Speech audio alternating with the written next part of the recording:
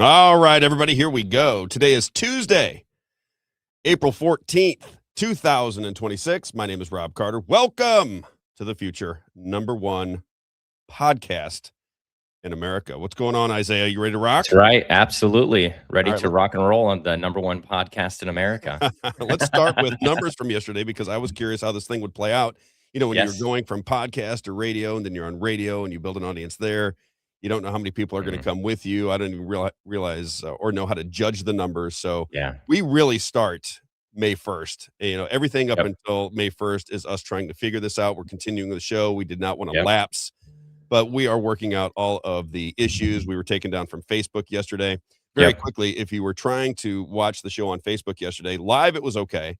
But then as people wanted to watch it later on in the day, we got taken down over I think it was 14 seconds of a guitar riff from music that we took from royalty-free radio, which means we should be able to play it, but they took it down. Whatever.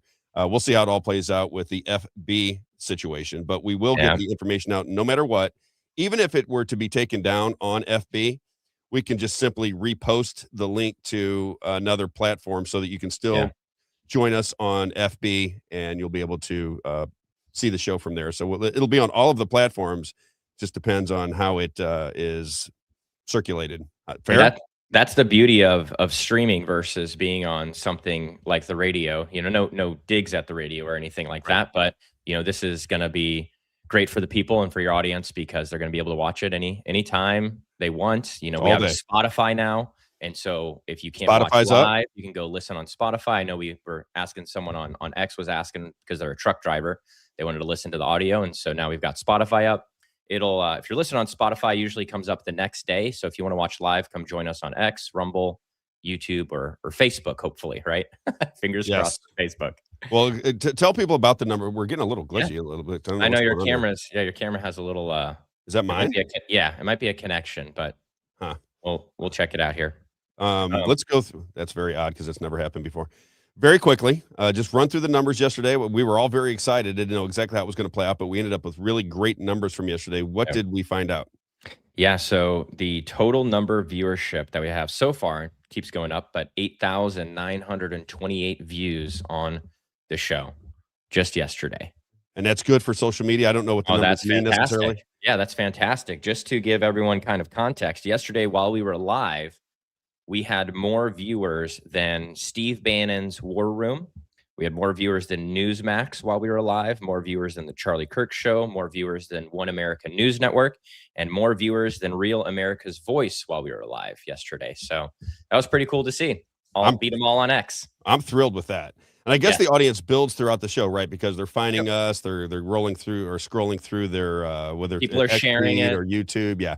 So again, what am I supposed to tell everybody? Like Mhm. and share so that we get as many viewers as we can. We're this is a podcast with a mission, and we'll talk about that throughout the entire show. We'll talk about it throughout every show. We're going to talk about what we can accomplish on this platform, doing it the way we do it, because we are not just about news and information. We're about public advocacy. We want results. We don't want to sit here and Yep. complain for the next 10 years about things we didn't get accomplished. We want to get those things done. So I'll just leave it there. What do we like? We share. What Like, what am I supposed to tell everybody? comment on the video. Let us know what you think about the show. Leaving a comment. We want to hear your feedback, how we can do the show better. Rob's lighting. I think it's better. Yeah. Oh, I it's think we got to great. figure it out. The Somebody more said we should do comments we get, it helps with the algorithm too. right, and somebody said we should do TikTok. We will put clips on TikTok, as I understand it. It will not stay up on TikTok when we do it live. So here's the way it will play out. We're going to do X live every day, Facebook live every day, YouTube live every day, Rumble live every day, and it should circulate and repeat all day long. So if you don't get to hear it live because you're working during the day and you want to hear it at night, or you missed a portion of it and you want to hear it later, those platforms, Facebook, X, YouTube, and Rumble live every day. And then we'll use Instagram and TikTok for clips. So we haven't even begun to promote the show. Everything that was done yesterday when he was reading those numbers, that's all organic. Every ounce of it was organic. We didn't do any digital media, nothing. So thrilled with the first day. We'd expect a little bit of a lapse. We were talking about that last night because people are interested. They want to hear what you have to say. And then the numbers will begin start to build from there. So just want to keep everybody in tune with what's going on with the show and the numbers and the reach and everything else. And let's get into it. You ready to rock? I'm ready to rock and roll. All right. So today on the show, I want to get some people that I'm very interested in. One is kind of an insider in politics in the Missouri area. His name is Andy Polachek. I like Andy. I think he and I think a lot alike. It makes for great conversation. I always think when I'm talking to Andy, boy, we should have this on the radio because we think similarly. He's very astute politically. So I want to have him on at 9:30. And then this lady was working with me at the station. Her name is Saundra McDowell. And I think she ran, I want to say, for Secretary of State. I worked with her. I had her on the radio show. I happen to think she is incredibly entertaining. We'll have her on at 10:30. She has to, she wants to talk about the Donald Trump AI, I am in Jesus clothing. That struck her wrong, struck a lot of people wrong. And she wants to talk about that. So we'll bring her on at 10:30. And then one of the big focuses of the show are AI data centers. I don't know if people around the country are paying attention to AI data centers, but these AI data centers I think they're going to be a huge problem for people. And because there's so much of an investment, no matter how hard the people try to get rid of AI data centers, they're not getting rid of AI data centers. I think Jake Jackson will come in at 11:15. He's a part of People's Lobby Missouri. He went to something in St. Charles. He's going to give some feedback as to what happened with the AI data center conversation in St. Charles, Missouri. Let's start with the Iran war. Fun update. Go ahead. We just got kicked off Facebook. Already? Yeah, we just got kicked off Facebook. We didn't have any issues with your page yesterday, and we already just got kicked off Facebook. That's incredible. Wow. What do you think's going on? Yeah, that it must be like we were talking, people must be reporting it on Facebook, and the problem with Facebook is that if they get enough reports, then they just take it down and then they go and check it later. And so there's nothing you can do, is there? No. I mean, I can try to because I don't have your login, I can't remove it and re-add it. And so we would have to have you do that. I don't want to do that live on the show. But so crazy. I know, so crazy. So crazy. And you know what's funny about this before we get into everything? One of the reasons I went to radio is, everybody says, all these damn Bonginos of the world and all these people never seem to have a problem. And I always wonder why that is. Here I am, just this little guy, trying to get some information out to people. And I'm the one that constantly gets taken down. It's the craziest thing in the world. I got taken down. The reason I was in radio was when I was doing the podcast originally, it was taken down from Facebook. What was that one? Parler. Parler, Parlor. Yep. Yep. Instagram. We were taken down from YouTube. And I'm like, well, how do I get a message out if all of these platforms won't allow me to just, and I'm not doing Hmm. anything crazy. I'm just Nope. having conversations that everybody has in their head and trying to bring it to people's attention, say, what do you think of this? And I keep getting taken down. It's maddening, but we'll work around it. I wonder if at one of Yeah. the breaks, if we can copy a link from one of the other platforms Yes. to Absolutely. FB and say, Yep. okay, here we are, and here's how you find us. Just click on here. Maybe I'll redirect them Oh yeah. to another platform, and those people can check it out from there. Yep. Yep. It looks Deal? like people are starting to jump over already from Facebook because the viewership dropped and then went back up. So But so yeah, people aggravating. like Dan Bongino and they have deals with Rumble, and so they stream exclusively on Rumble. Rumble pays them to stream on their channels, and so that's why they'll never get taken down, is because they're not trying to stream to Facebook. You know, they have their deals with their platforms, and so hopefully Rumble, if you're listening, we need a deal. We need a We'll get a Rumble deal then. Everybody keeps telling me Rumble's the freest, so we'll see. yes, yeah, and X. And X. Yeah, X has been pretty good too. All right, let me start here because one of the things I want to talk about today is the Iran war. Uh, Everybody knows that I'm not in favor of the Iran war. There are a lot of people that have different opinions as to whether it's going to work out for the United States of America, whether this is some kind of, again, 6 and 7D chess. I don't like saying 5 because it's worn out, but 6 or 7D chess, I don't know what that even means. Maybe 8D. It means really impressive chess is going on. And I keep looking at this war, and I just know that area a little bit. I'm certainly not a reporter that's been all over the world, but there is no way to win that war. I mean, you have to understand the civilization is ancient. They understand that invaders like to come into Iran. They're already skeptical of Europe. They're already skeptical of the United States. That is Yeah. a society that has been built to protect itself. So you can bomb them all day, every day for the rest of your life. It's not going to change who they are. You're not going to be able to put another puppet person in charge of their government because they don't want it. Doesn't mean that the people love the Ayatollah. It doesn't mean that they love their system of government. But what it does mean is the idea that we're going to go in there and bomb them and they're going to go, we're sorry. Okay, that's enough. That's enough. That is just not going to happen. And I don't understand why people can't recognize that and say, okay, what is the real meaning behind the Iran war? What are we trying to do?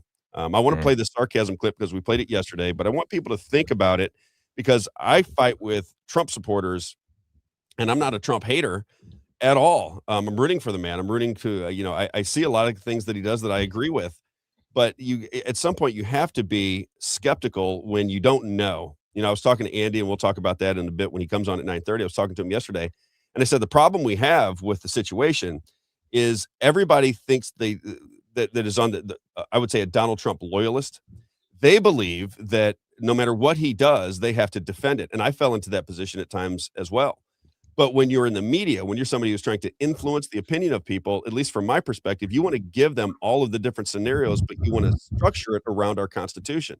That's the deal. If Donald Trump does whatever he does and it's through the Constitution, then I don't think people are going to get too terribly upset. But when you start breaking constitutional law to get things done, like the Iran war can only happen.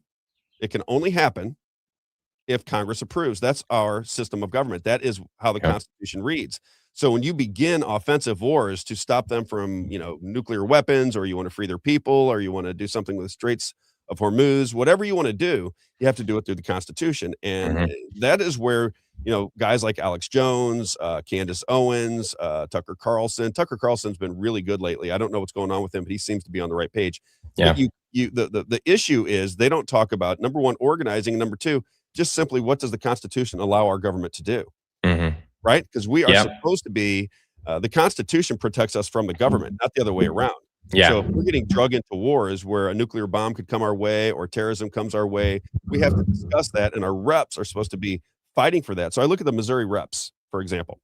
Which one of the Missouri reps is complaining to Donald Trump and going out publicly and saying, listen, we are for the Iran war. We get it. We think Iran is a terrible regime. They suppress their people. They're dangerous because they've been trying to put together nuclear weapons.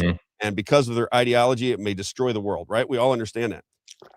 But still, we have a Constitution, and Donald Trump has to follow the Constitution, because if he doesn't, then that means that Gavin Newsom, that means that whoever comes next in line from the Democrats, they don't have to follow the Constitution either. And we have to be understanding of what the Constitution provides for citizens. I don't think many people understand it. So let's get clip number one up yesterday.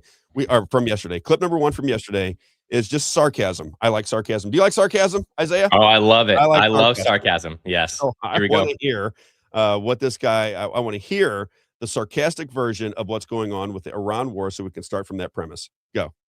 Why we're all still having trouble with this. Let's try it again from the top. This is a victory for the U.S. because our goal from day one was for Iran to open the strait that didn't close till after we attacked, which was completely controlled by their military we had total dominance over. And it was a waterway that we could have taken over, but instead asked for help that we didn't need, but we'll remember that our allies did not give us. All because of the negotiating power of a FIFA Peace Prize recipient's threat to annihilate a civilization in order to liberate them from a regime that changed, which was not our goal, but we will take credit for, from an old man who hates us to his younger son who hates us for those reasons and that we killed his father. And while it is not clear the status of Iran's nuclear capabilities that we obliterated last year, but were going to be a problem in 2 weeks, one thing is for sure. They now have more money and control of the strait than they had when they made the old deal that we ended because it was terrible. Now,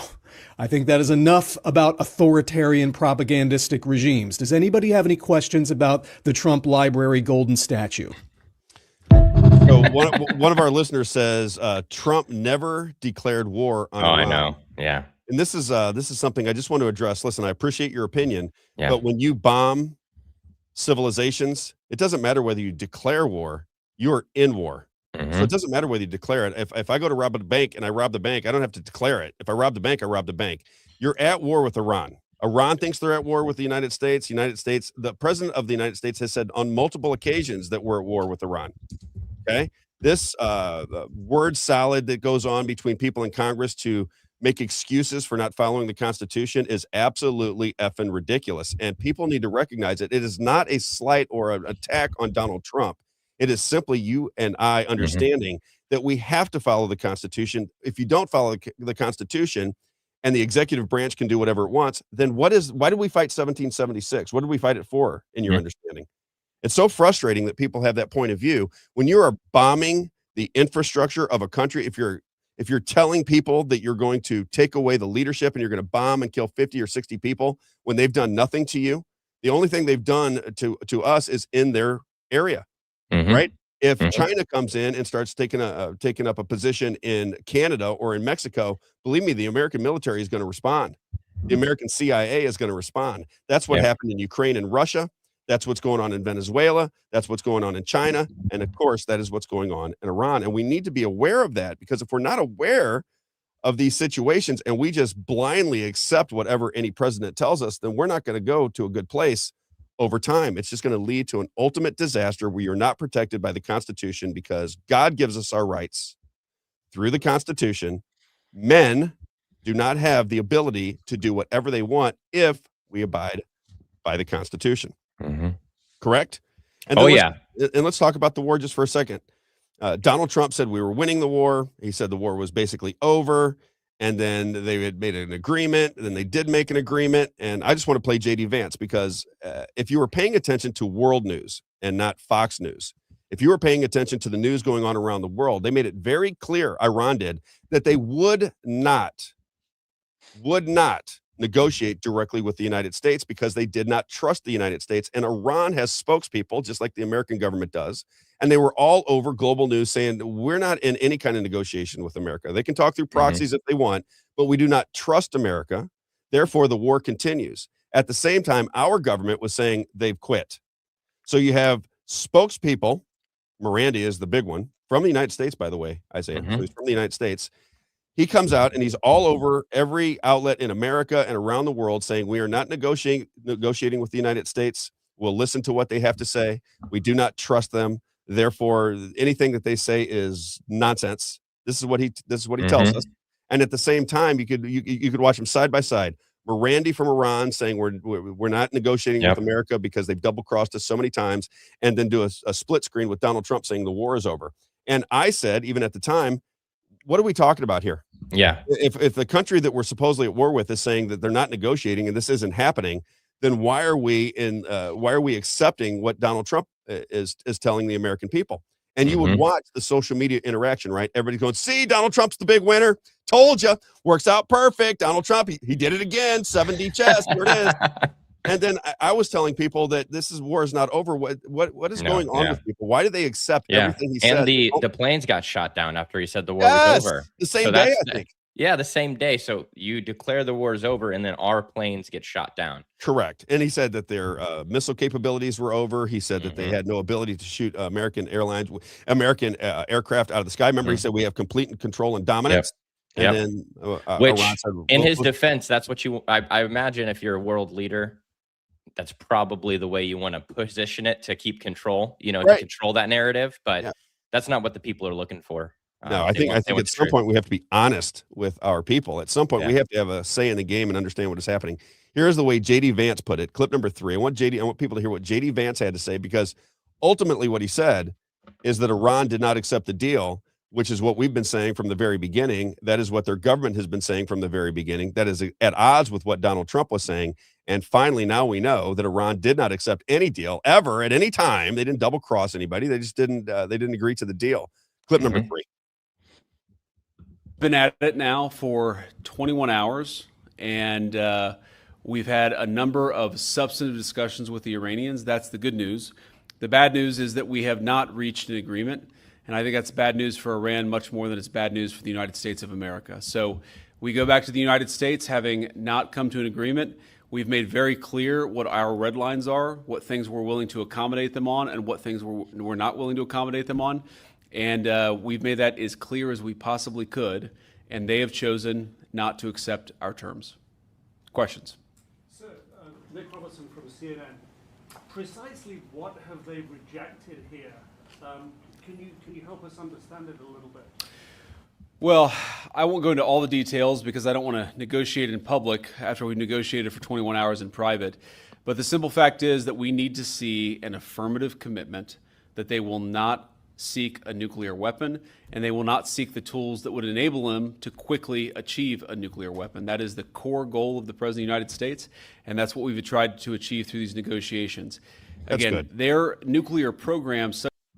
It's the reason I keep bringing it to people's attention is because it is just typical war propaganda. Yeah. Remember, I don't know if you're old enough to remember Isaiah, but the guy's name was Baghdad Bob. And Baghdad Bob in the early 90s would come on. In America, we're watching all the bombs rain down on Iraq, right? Yeah. And we're watching these bombs hit everywhere, and our military is approaching Baghdad. And he would come out and do press conferences and go, look, everything's fine, nothing's happening. And bombs are dropping all around him. And you knew it was just propaganda coming from Iraq because the American military was on the march. They were surrounding Iraq, and here we come. It feels like the same way here. We've gotten ourselves into a war that we can't possibly win. I think everybody in their right mind in the military understands that this is not a war that can be won on the terms that America wants. It's just not feasible to take over a country of 94 million people who don't want your intervention. That's what people don't get. They don't want American intervention. Just because America says they're going to greet us as liberators and they're going to be this and that and the other, just think for your own selves. How would that work? Let's say that Joe Biden won an election, and then he won a second election, and then it was just blatantly obvious that they were stealing elections, and Joe Biden was going to be the president until he was 150 years old, right? Do you want to take care of, seriously, think about it. Do you want to take care of your business here in America? Do you say, listen, as Americans, we're going to take care of our own operation, or would you want somebody from the Middle East to come in and go, we're going to free the Americans? And we're going to free the Americans by dropping bombs all over their country and kill their women and children and all their military members and their leadership. We're going to drop bombs. Would that make any sense to you? No. Why is that hard for people to understand, Isaiah? I don't know. Bombs dropped on their country from another place.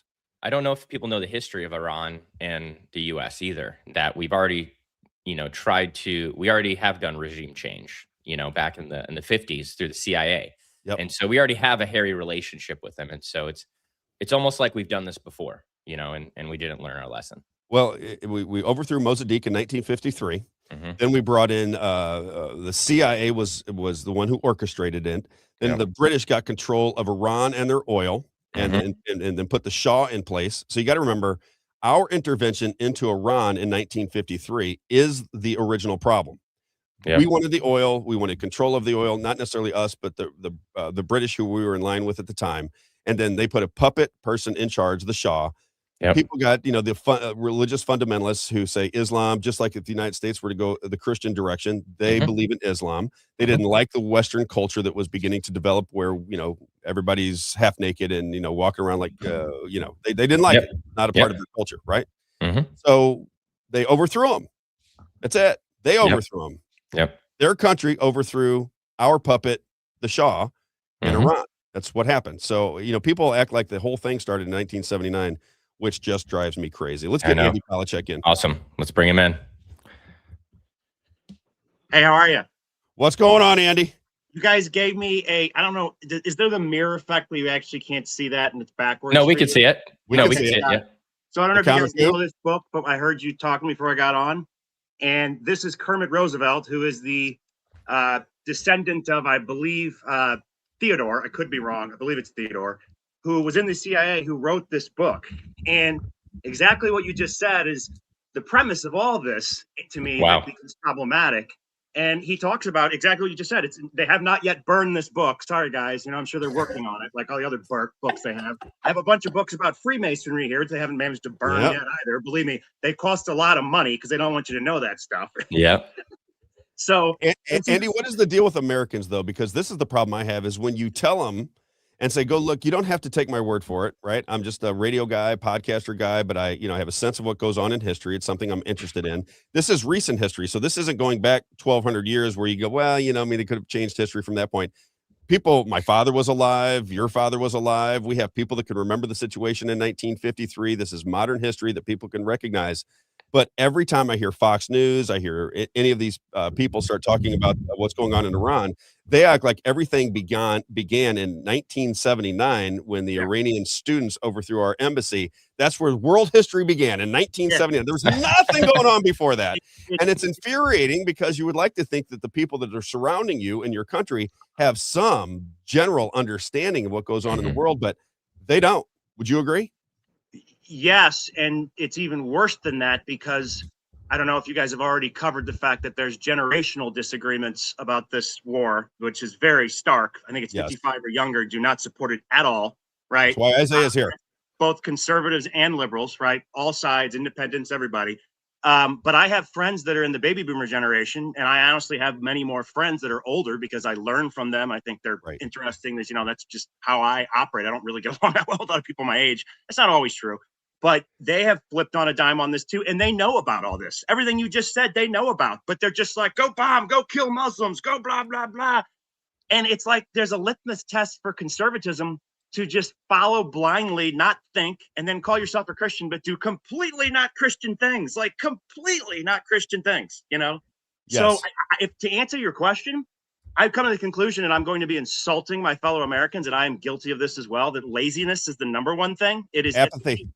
Apathy. We are also extremely busy. They have loaded down. I mean, the amount of government work I have to do a year for my taxes, my business, all the nonsense that just angers me beyond belief. And I'm always just like, well, and also I think, to be candid with you, there's a certain population, which I'm guessing is not anybody on this call, and I'm not trying to insult any of your viewers, but who their life is very regimented. It's in a bubble, and they don't get out of that bubble. And it's very easy to get your opinions from mainstream news networks who, make it easy for you. The problem is they're lying. They're lying. It's that simple, isn't it? Yeah. It's very simple. I want to talk to you a little bit about yesterday. Let me read this from Donald Trump because we talked about the Pope yesterday. You're Catholic. Sure. I don't know what you think of the, I got a little bit of a understanding of how you felt about the AI video that he put out, but I want to read this to you. And we're getting suppressed everywhere, by the way, Isaiah. I'm told that YouTube, same situation. We're gonna figure this out, how we get this done. That's funny. But this is what it says. It says, this is from Donald Trump on his Truth Social. Pope Leo is weak on crime and terrible for foreign policy. He talks about fear of the Trump administration, but doesn't mention the fear that the Catholic Church and all other Christian organizations had during COVID when they were arresting priests, ministers, and everybody else for holding church services, even when going outside and being 10 and even 20 feet apart. He still is buying into this 6 feet apart thing. So ridiculous.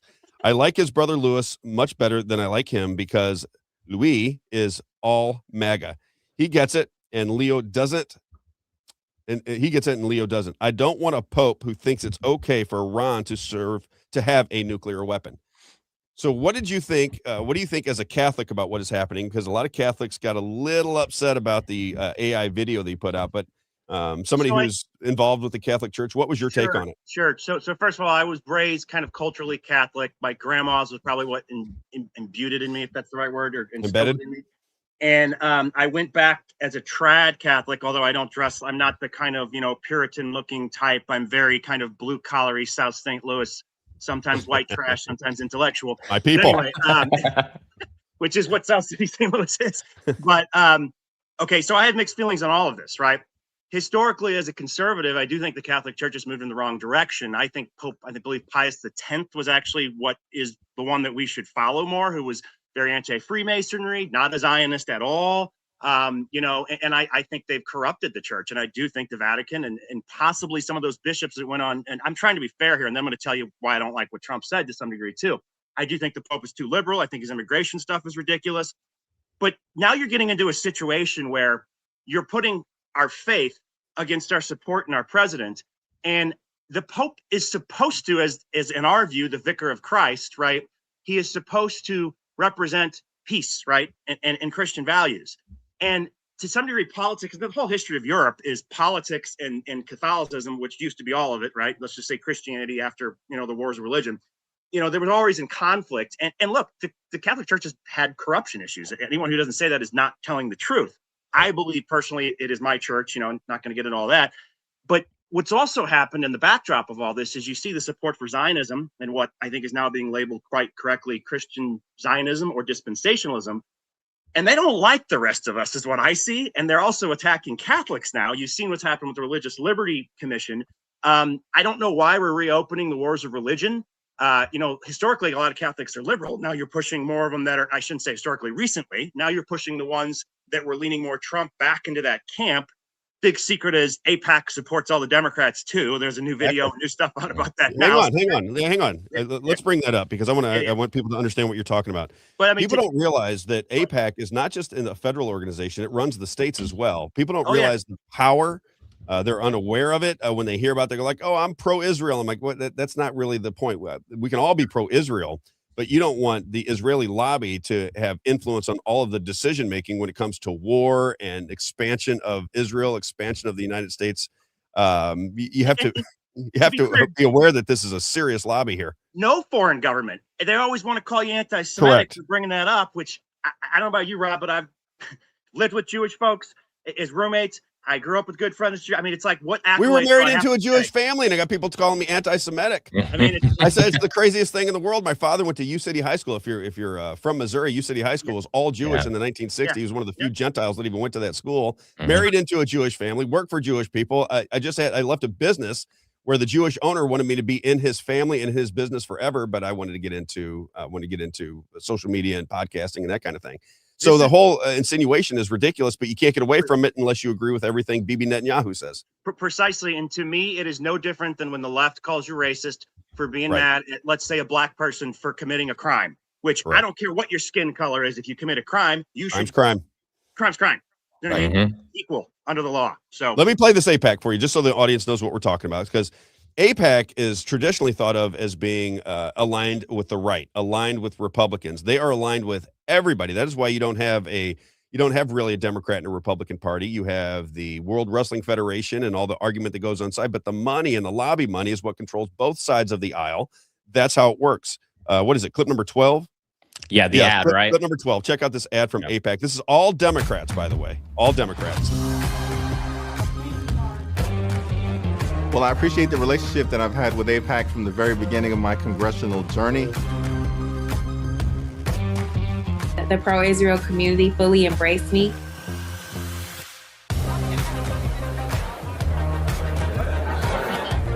It's pretty easy because all they want is Israel.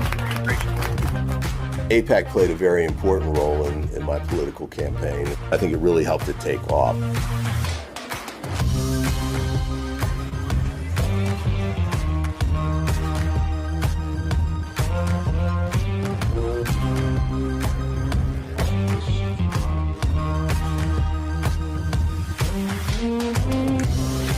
Thank you to everyone and APAC for their deep and long-standing friendship. It means a lot to me. They're basically openly bragging that they have control of the Democrat Party, and they do the same with the Republicans. Catchy music. Catchy music. I was. I wonder if not in my head. I wonder if they'll get taken down, for copyright infringement. Well, and I'll tell you one thing. I probably don't need to tell you. I'm sure you both have Democrat friends or colleagues or whatever. Yes. People in your life. They don't like this either. My business partner is a moderate, probably closer to what was left of the blue dog Democrats. He likes some things about Trump. He didn't personally like Trump, but obviously he doesn't like the Iran thing. But now he looks at this, and I'm sending it to him because I want him to go tell his whole family, because I want the Democrats to know too, because the reality is they're creating a situation that encouraged us to work with the other side materially to get rid of effectively financial infiltrators. Correct. Beyond that, I mean, what is your take? I want to get into this because I thought this was a very interesting conversation I had with you yesterday. What is your overall take on Donald Trump? You and I were both big Donald Trump supporters at the very beginning.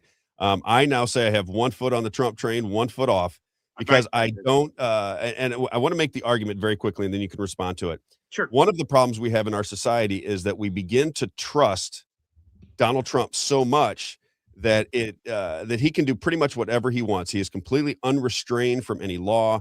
He's unrestrained from constitutional law. And you'll have people say, I love my president. I trust Donald Trump. And I get it that you trust him, but what if I don't trust him? I'm an American citizen. What protections do I have? Constitutionally based protections. What constitutional rights do I have? And if anybody can come in and say, boy, I really like Barack Obama. If he wants to start bombing people indiscriminately, I really love Barack Obama. And as a conservative, I gotta go. I guess I gotta like Barack Obama because we're not going to follow the Constitution anymore. Why don't conservatives, small government conservatives that understand the Constitution, what is the blind spot that you see where this man can pretty much do whatever he wants?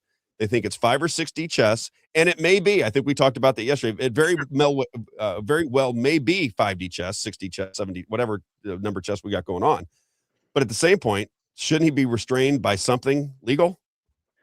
Yeah. So I do still support Trump, but I have severe fears and limitations, I guess I'd say, and concerns right now.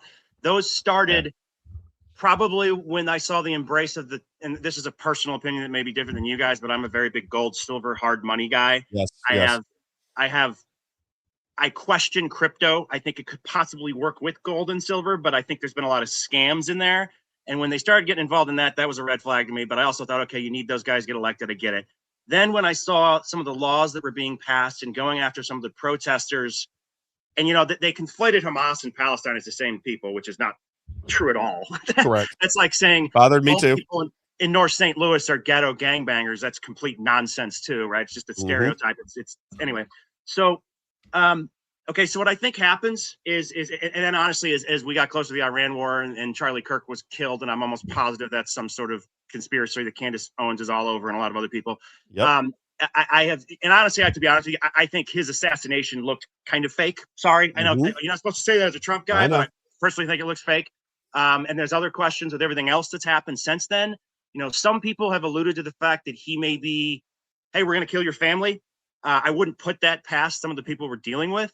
I also think there's a question. I know I'm going to bring this all back around. There's a question of, okay, everyone wants to say the Zionist control. I think the Zionists are a puppet to some degree of most likely the British crown. There's a lot of things that support that. If you think about it, they created them to begin with. I think, if you want to call it the Jews, look, they've been used throughout history. There's some portion of them that aren't that great. There's other portions that are just fine people. There's no reason they want to get along with everybody. To bring this back around, I think there's a cult of personality that forms with people on both sides. You saw it with Barack Obama. Now you see it with Trump. I think we should follow people, but we should not blindly follow people. I think we should be loyal. But if someone starts to break that loyalty, my biggest issue with all of this is you have not sold this war well. There's a bunch of lies we know about. We put ourselves in camps, and I don't think anybody on this call, and I honestly think this is one of the good signs of our younger generations, is we don't put ourselves in these one-sided camps where I can't agree with this over here, or I have to think all, and honestly, the political parties kind of screw this situation up because you only get two choices, right? And if they decide to take the wrong position on something material, well, what do? And now we're in a situation where AIPAC is backing both of them, right? Right. So they've scrapped you, which is their entire goal. So I actually still support Donald Trump. I want to think something else is going on here. I do not think he's telling the truth about what's going on over in the Iran-Israel war. If you notice, the information has almost grounded to a halt. You have to go to podcasts and like hiding in back doors to see what's going on. And even then, you don't know if those guys are telling the truth because there's been some things they say that don't seem to pan out. We're in an information war. I think we're being lied to. Definitely. And I don't think, in respect to supporting the war, I'm sorry, the backdrop isn't there. There's too many lies. There's too much BS. They just can't hear something that doesn't fit into their already box. Cognitive dissonance is the word, the left. It's funny because we're merging with the left in certain ways, and everyone's going to hate me now for saying that. But that's true. Of thought process around corruption, around human decency, around human rights, around I hate crazy to say this, but I think it's possible Candace Owens might be making some of the left more religious. And I think it's actually a good thing, but it's going to be messy. And I actually do not think, okay, to get back to the Trump thing, just to finish this off, I still have faith he's going to bring this around. He's got a lot of explaining to do. And I think there's going to be a lot of people embarrassed in the end of what they supported. And it could be me too, because I'm not completely convinced I'm not being psyoped in the wrong direction sometimes too, because it's BS everywhere, but isn't it uncomfortable, Andy, that nobody really knows what's going on in the world? Doesn't that just make you uncomfortable that you're constantly guessing and trying to play along this palace intrigue? Yes. And how much confidence they have too. I'm going to say one thing real quick and then I'll shut up for a second. I have a good friend. Well, he's a moderate friend now. He used to be a good friend, but you move away from people as you move away. Yeah. He's a Pakistani prince. Okay. He's a Muslim. He's a modern Muslim. He's not trying to blow up people. He doesn't hate Christians. Him and I used to have long theological talks in Central Park in New York City, because I used to go out there and I visited him, see him. I believe he's a good guy. My politics and his are completely different. But as I think Norm Finkelstein and Candace and some other people said, who you are as a person means more to me than sometimes your values, as long as your values aren't hurting kids or some kind of BS like that, right?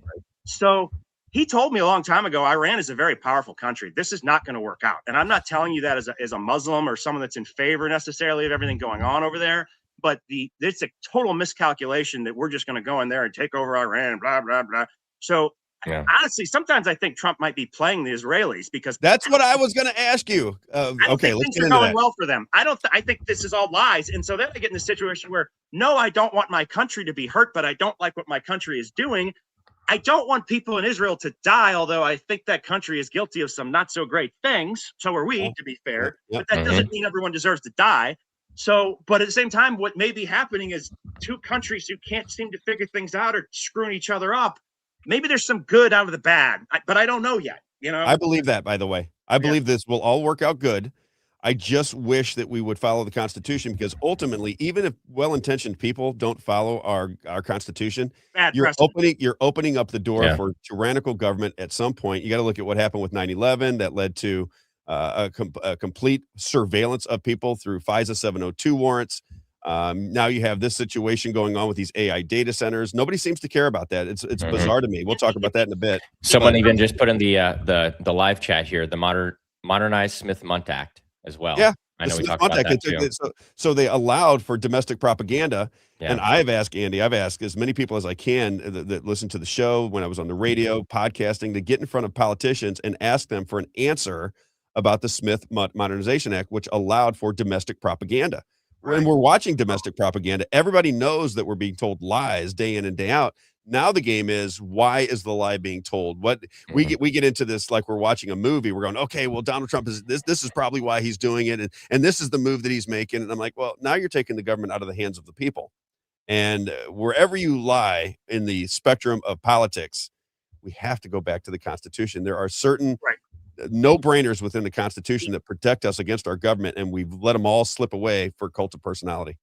Even if there is a Q-like plan, which I'm not necessarily saying might not have been necessary, and if you've read some of the Q posts, it says things along the lines of optics and so on and so forth. The optics are not good right now. The optics are, Christianity is being divided, right, by, in my view, some heretical lunatics who, people have written a lot about it. Every generation thinks they're the end of the world. Well, you're not a Paula White. Yeah, you're not a Paula White fan. Wrong if no one's noticed yet. And also, I'm pretty sure you can't start the end of the world by starting a war if God doesn't want it, because you're not God. And it's not like you push a button and God's like, oh, you guys figured it out. Okay, you get your way. Yeah. It's just stupid. And if you read the Bible, it tells you that no one knows the day or the hour. So and we can't influence it, and to think we can, it's such a lack of humility. It's insane. You know, it's so frustrating. I got a couple more. I want you to Christian. Okay, I'm not. It's actually the same thing that the Jewish community is trying to do. So I don't know if you know anything about Chabad Lubavitchers, but that's the ultra Orthodox. Yes. And so I come from, my dad's Jewish, but we're Christian, raised Christian, and I worked for a ministry that evangelized to Jewish people. But they go out on Friday nights before Shabbat in New York City and other towns, and they're trying to get Jewish people who are not religious to put on tefillin so that the Messiah will come back. That's their goal. That's what they're trying to do. And so it's all around. People are trying to force the hand to bring the Messiah. And you know what's interesting about that? If you've studied Frankism, I believe it goes back to that. And there's another, I can't remember the what they thought the prophet's name was. Shiz. I'm sorry, my name escaped completely. I know. You got to help me there. I know, Rebbe Schneerson. Yes. And so, and this gets into, this stuff's been going on for a very long time. I do believe the Rothschilds have funded this. I don't know if they actually believe in any of it. I think it's just another cudgel, right? Power. But cults have gone back.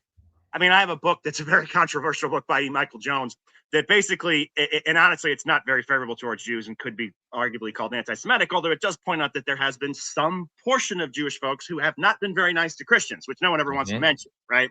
Yep. And of course, then you can't say, oh, we should blame all Jews. But cults, religious cults, is nothing new. I don't know if you guys know this, but Warren Jeffs had a successor. There's a documentary about it now. It's crazy. Yeah. And I was like, you got to be kidding me. You guys didn't learn. And then I'm sitting there and be like, this is why you do need some government to save people from themselves. Yes. Agreed. And that's another thing is people think you want no government. I'm saying, no, we want a government. We just want a constitutional government. We want a republic, the way this thing was designed so that we had control over our government. That's all we're asking for. We're not revolutionaries of any sort. We're just asking for the original constitution to be adhered to by our leaders. I don't think no special interest groups and no foreign influence, right? That's all we want. I want to ask you about Trump though, because I want to stay on Trump for just a minute. I want to get what people's opinions are on Trump. So if you don't mind, let's talk about war, right? So I was talking about yesterday, Andy, I said, one of the reasons I was such a big supporter of Donald Trump is I'm 56 years old. I cannot remember a time when my country wasn't at some form of war somewhere. And I thought, you know what, there has to be, I just do not believe that everybody around the world wants to pick on America, who's got all of the power. We print the currency. Why would you want to mess with that bully unless that bully is doing something to you? It just didn't make any sense to me over time. If we're continually at war, maybe we should look at our own government that stuck needles in our arm by mandate, made us stick mask on our face and stand on dots. Maybe we should look at those people and go, maybe, just maybe, this government isn't working on behalf of the American citizen through a constitutional republic point of view, right? So when Donald Trump started saying things that he was going to do and then didn't do them, for me, I'm like, well, wait a minute here. We got to at least address this. He has to tell us why he's made these drastic changes. So let's just talk very quickly on war. Clip number 4, if you don't mind, Isaiah. Quick. This is what he said about war, just very quick. This isn't a long compilation because he talked about not going to war in the Middle East for 10 straight years and then went to the Middle East, and not only into the Middle East, but into a country that you're not going to be able to conquer. You can't, it's just not, can you conquer them militarily? Of course, we can conquer probably anybody militarily. Maybe the Chinese can put up a fight, but outside of that, nobody can mess with us militarily, but their whole country is military because they are not for Western culture. All right, clip number 4, check it out. He will start a war. I'm not going to start a war. I'm going to stop wars. Lay down your arms and receive full immunity or face certain death. She would get us into a World War III guaranteed, and then all of your sons and daughters will end up getting drafted to go fight for a war in a country that you've never heard of. The lives of courageous American heroes may be lost, and we may have casualties. We're doing this for the future, and it is a noble mission. We go to war. We bomb the crap out of it, and then we leave. It's almost like, what are we doing? What did we get? We got nothing. We destroyed. We bombed the hell out of everything. We're going to hit them extremely hard over the next 2 to 3 weeks. We're going to bring them back to the Stone Ages where they belong. I'd love my legacy to be made as a great peacemaker, because I really believe I'm a peacemaker. It doesn't seem it right now, but I think I'm a peacemaker. We're giving them till tomorrow, 8 o'clock Eastern time, and after that, they're going to have no bridges, they're going to have no power plants. Stone Ages, yeah. Right? Wow. How do you, and I ask my Donald Trump supporters, the loyalists, I'm not talking about the ones that are rooting for him, think there might be something going on bigger than we understand. I'm just talking about from a pure, we are supposed to be running our government. This is a government of, by, and for the people. I try to remind people every day that's the situation. How do you explain that? How do you know who to vote for moving forward? What if Gavin Newsom comes in and he runs basically, and he says, you know what I want to do when I get into office as Gavin Newsom, I want to close down the borders and make sure that we get rid of all illegal immigrants. Right? I promise not to start any wars. I'm the peacemaker, Gavin Newsom. I don't want any wars. This transgenderism thing that's going on in California, I want to stop that because I do not think it is good to change the gender of a child before they can make a decision on their own. I want to take care of the currency. I want to do this. I want to do that. And everybody goes, yeah. And then he starts attacking the Democrat Party, right? Starts attacking his own party. Are we supposed to fall in line and go, whatever he does from this point, because he's so convinced us that he's on our side, that whatever he does that is different from what he told us, we're just going to fall in line because now we trust Gavin Newsom with all of our heart and soul. Of course, that would be ridiculous. But in this situation, friends of mine, people that I love, very intelligent people who are wiser than I am, they fall right in line with this, and they have no problem with the complete opposite perspective on war of all things than what the president ran on and talked about for 10 straight years. Well, and I would also say the insanity to me about all this is that it's like they don't realize that it's almost certain that the domestic agenda has been completely sacrificed for this war. There is no way. I mean, look, I shouldn't say that. Maybe he's got a magic rabbit. Maybe he's got a bunch of videos of all the Democrats doing this. The hint is the Republicans are doing bad things too. Exactly. Yeah. You know, and nobody wants to hear that because it's just like this. You can't possibly fathom that my guys are the bad guys, which just is people that it's like they've lived in a bubble their whole life. But no, my biggest frustration with the war is Miriam Adelson's money, Bibi Netanyahu, and some very powerful war interests that, you know, it's not all the Zionists, right? Right. Are now sacrificing. So what it looks like is they sold us this bill of goods where, you know, look, I live in St. Louis, the city of St. Louis. There's a ton of problems. Nobody follows laws. Nobody follows rules. You know, everyone's like, oh, stand up for it, say something. Well, they shoot you. And I mean, I'm exaggerating, but like it's bad, right? And to be honest with you, everybody in the rest of Missouri and all the other states thinks they're safe, and they're not, because there's drugs and all kinds of crap all over their communities. Their politicians are scumbags on both parties, both sides. We need a lot of fixing of this country. There's corruption. The economy is probably 30% corruption and fraud at this point. I mean, there's illegal immigrants everywhere. I mean, I can go on and on. The domestic agenda has taken a back seat, which was what we really, really needed. America first. Yes. And I'm sorry, I don't. Now, again, is there some tie to some deep state operation that would have kept you from fixing it? Is there some grand way to? I hope so. I don't see it at the moment. You know, I'm open to it. I'm open to changing. Andy, could this be the problem? Clip number 5, if you don't mind, Isaiah. Could this ultimately be the issue? Because again, these are things that concern me about Donald Trump. They just concern me. You know, I mean, these are things I think about because you and I talked about it yesterday. You really don't want to be wrong in this situation. So it's kind of hard to take a position. We believe what Donald Trump was telling us. We've watched what appears to be a complete dismantling of the first Trump administration. They went after his family, all the lawfare that was going on. But it may be as simple as this. And we have to, as I said to you yesterday, you go, what could he possibly be doing? We were talking and you go, you know, there's got to be something going on. I said, well, maybe it's just as simple as what we believe it is or what we see it to be.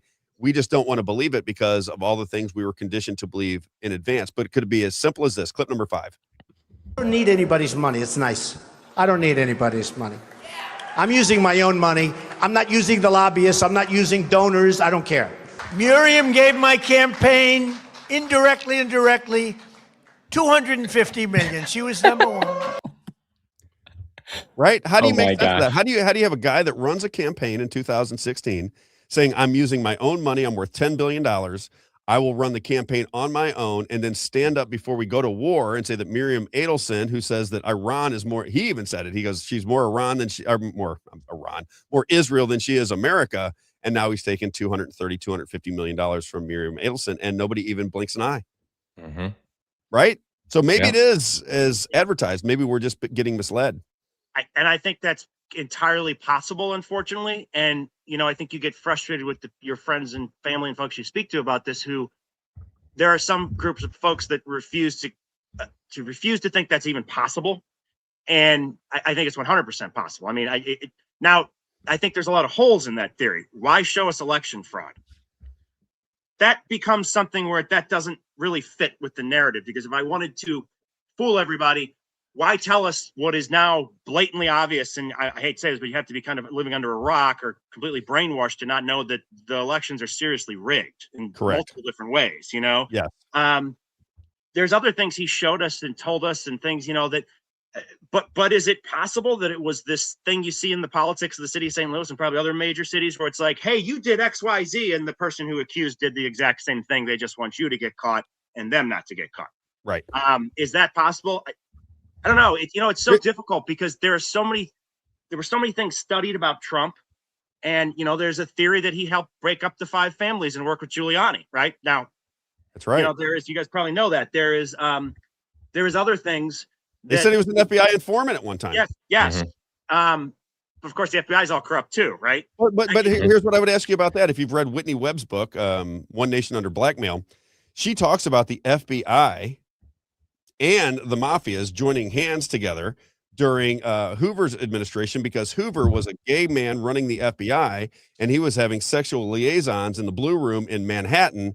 And she makes the argument that is when there was a collaboration between the mafia families of New York and Meyer Lansky and the FBI, and from that point forward, they've been one organization. That is why you have a lot of people that just go missing. If you look at Seth Rich, you have these situations where political people die.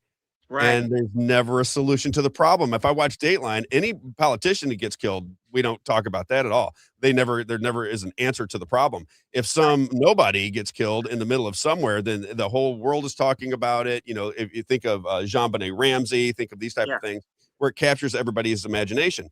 But when a political leader gets killed, somebody who's really making a difference, it's storylines. There's never really a trial that people can go, yeah, that makes perfect sense to me. It just goes by the wayside, which would make the argument, at least for me, that maybe the mafias do take out political people, and then the government doesn't really pursue it. Yeah, I think the Italian mafia is tied to the Zionist cause, whatever you want to call it. Mm-hmm. And give me 1 second. I want to grab a book I want to show you, because the more you I like when he goes to get books on me. I know. I love that. That's amazing. Have you ever heard of Sam Giancana? Yes, of course. Yeah. So Sam, his I think his son and his brother wrote a book about everything they told him, right? And he talks about Texas oil men working to kill JFK. Well, those Texas oil men were Christian Zionists, and they were probably working with the Zionists. Okay, like all these pieces come together, right? So what does that have to do with what I'm talking about? Remind me what your topic was, because it had something to do. Oh yeah, sorry. There's so many rabbit holes. Collaboration between the mafias and the intelligence agencies, especially honestly, the FBI. Well, they act the same, right? They pop you in the head, the back of the head. They destroy your reputation. They're all involved in organized crime. They use that money to fund whatever the things they want to do are, right? It's funny because is there an organized gang that runs the world? I don't know if they run the world, but they sure have a heavy degree of influence on it. And they've corrupted everything. And the problem is, if you say that to people, they don't want to hear it. I mean, I have a really great neighbor here who's pretty well known, who I won't say her name because I don't want to embarrass her, but she believes the Rothschilds, right? She believes all that. But if you tell her that the Zionists have infiltrated our government, she thinks you're crazy. And she doesn't even have a reason to think you're crazy. And she won't look into it. She just thinks that, Right. And she's a very smart lady, very smart. Andy, when Donald Trump was talking about the negotiators that were working with Iran, it was Steve Witkoff and Jared Kushner. Those are the liaisons between the United States government in a time of war, right? I don't know what qualifications Jared Kushner has. I would say none. And Steve Witkoff is a financial guy. Why would those two people be the liaisons to the American government and the Iranian proxies that are, trying to figure out what to do in Iran? I don't even know if they have leadership. Who knows what's going on there? But supposedly the back and forth is between two Zionists and Iran. And he says it openly in his press conferences that these are the people that are doing the negotiations.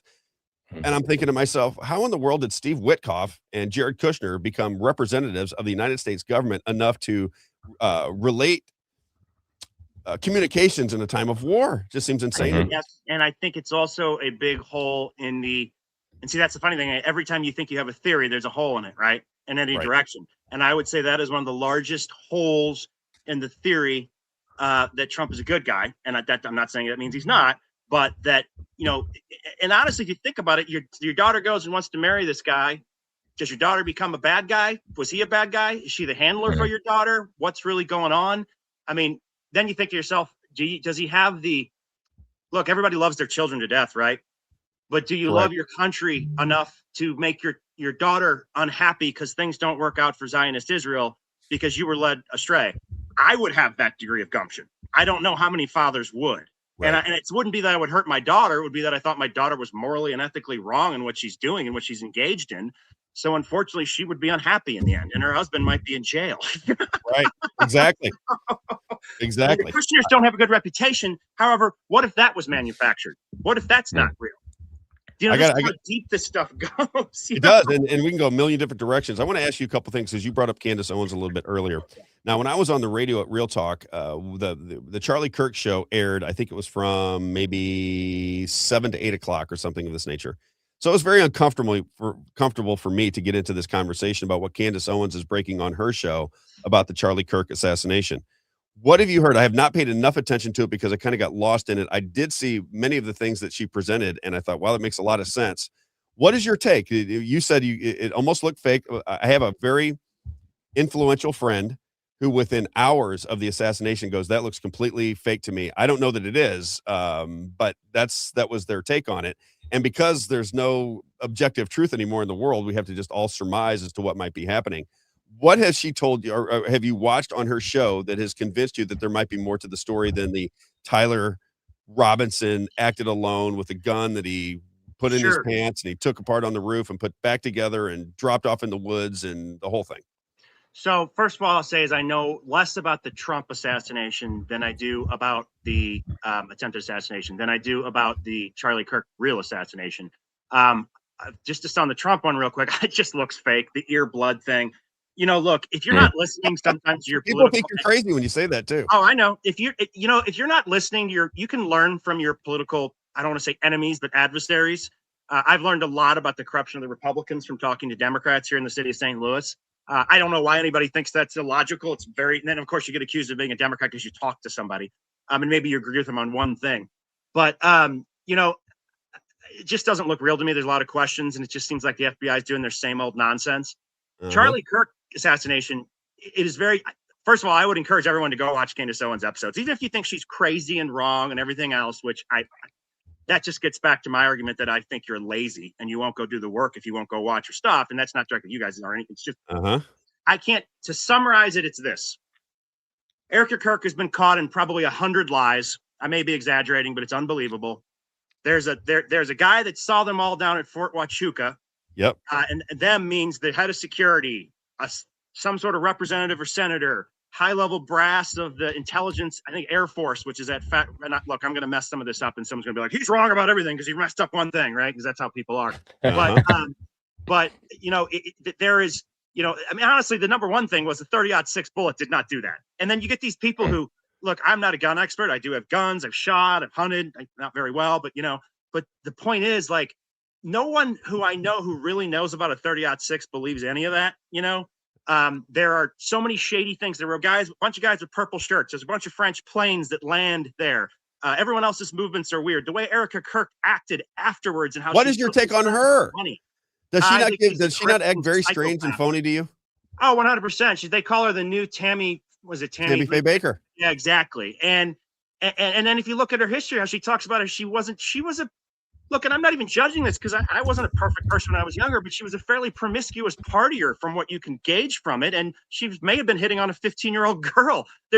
Look, when there's a preponderance of circumstantial evidence, and it's really funny because everyone's always like, oh, that's not evidence. That's not evidence. What do you think the police do? They take circumstantial evidence and they build a case. But nowadays, if you have circumstantial evidence, oh, that's not evidence because people are just delusional. That's the only reason. Well, they believe what they want to believe. When you're talking about want to believe. Yeah, And, the text you know, messages between the 15-year-old girl were pretty enlightening, if you ask me. they were too much. They were inappropriate at the very least. Completely. I mean, and it's also the double standard of a woman can do that, but if any of us guys ever even attempted to do yeah. something crazy, Yeah. nobody would accept it. Guillotine. It'd be jail. You know, when I was online dating, I think once some, you know, and you know, you can't always tell. Some girl told me she was gone, underage. I'm not, you know, it's like, you crazy. It's like, I don't even know what are you doing on here, right? Like, because you don't even want, and in fact, even if they were younger than they said they were and it was still legal, I don't want it, because it's like, why are you lying? You know, it's like, I'm not taking this risk, you know. So I'm sorry, now I'm here, I'm gonna flavor to this, because we have a lot of people that listen to Missouri. That's where the show started. And you know, it's a little bit, it's still Missouri. What I try to do, Andy, is I try to show how the governments work at local, state, federal, and the international level, and it's basically all the same thing. But I want to read this to you. Applications and its centralization gone down. Correct. It's centralization of power. So this is from Senator Rick Bratton, who I've been very, very critical of in the state of Missouri. This is what he puts out onto X.com just recently. This would have been on April the 8th. Okay. Now, Rick Bratton has done a couple things where he has promised to do one thing and did the exact opposite of it, very similar to Donald Trump. So he comes out just recently, and it says from Rick Bratton on X, Senator Rick Bratton from the state of Missouri says, today on the Missouri Senate floor, we took a step to get anti-Semitism out of Missouri schools by passing HB 2061. This bill will make university campuses safer for Jewish students while sending a clear message. Hate has no place in Missouri, and we are taking a strong stand against anti-Semitism. Passing HB 2061 will show students and their families that Missouri college campuses are places of safety, respect, and opportunity and then he tags it at the very end, at AIPAC. Okay. Then you go and look and say, well, who voted for this? It was unanimous in the Senate. You can't get the Senate to vote unanimously on whether today is Tuesday or not, but everyone jumps on this bill, and it will make it very difficult to have conversations about what's going on in Israel for students. You know, a college campus is supposed to be a bastion for communication, and they're going to make it uncomfortable, illegal. I don't know how this is all going to play out, but a completely unnecessary bill. And this is happening all over the state of Missouri. I don't know if you know this, Andy. You probably do, because you own a business. But in the state of Missouri, if you do not sign an affidavit that says you will not boycott the state of Israel, you cannot do business with the state of Missouri over $100,000. You know, the whole Missouri Inc. is about government contracts. And now you have to sign a loyalty pledge to the country of Israel. You're basically saying the country of Israel is more important than the free thought and expression of Missouri citizens. And not one senator seems to be upset about that. Can you make that make sense to me, Andy, please? Yeah, it's pretty simple. They're all corrupt, every single one of them, every single damn one of them. And I spent enough time being involved, going to Jefferson City, meeting them, knowing their mannerisms. I come from investment banking, private equity, and tech business development. So I've dealt with a lot of sociopaths and narcissists, I guess you can say, and I can smell them out from a mile away. And if they're not that down there, they're just plain stupid. And, you know, they were unimportant people who are now in an important position who get to pretend they're important as long as they vote the way someone tells them to do. It's all, first of all, it is unnecessary, as you said, because if someone is offending or doing something nasty to a Jewish person in general, it'd be discriminating. There's already laws for that. Exactly. There's already situations there that exist that should do that. And honestly, if we're acting like decent human beings, whether we're Christians, Muslims, Jews, whatever, we shouldn't be allowing that anyway, right? Like, I mean, that's just obvious. I think most people agree with it. What things MLK said until they twisted it and took it in some crazy direction. It doesn't make any sense, right? To make it make sense, you know, I knew the Israeli lobby had control over Kehoe and Missouri, and I mean, the Chinese do too, and the GOP, and I'm sure it's over the Democrats here too. When the Mossad general IDF guy visited Kehoe in, I think, January, and he publicized it, and I was like, what? And then there's that bombing in Clayton, and you start to wonder if there's a false flag and stuff like that. And honestly, be honest with you, I'm fearful that they'll kill us here in the United States, and they'll get away with it. And then Kehoe will just be like, oh, okay. And then they'll do a fake investigation. Nothing will ever happen. I think that's completely possible. That's how scary I think it is. They don't care. They do whatever they want. And to the extent that Trump is playing them, I don't think Bratton's playing them. I think those guys down there. I think Bratton is probably getting some money from these lobbying groups, don't you? That would be my guess. Other than that, why would anybody even think to do this? This ends in a lawsuit. And if the legal system does what it's supposed to do, all of that should be thrown out. You shouldn't sign a loyalty pledge to a foreign government. It's absurd. In fact, the people who voted for it are probably arguably committing some version of treason in what they're doing. That's what I think. Absolutely and utterly insane, you know? Yep. And by the way, they're all exposed, guys. For all you watching, we see you. And it doesn't matter how many of us you try to ruin our businesses, our lives, or kill us. You're done already. It's just a matter of time.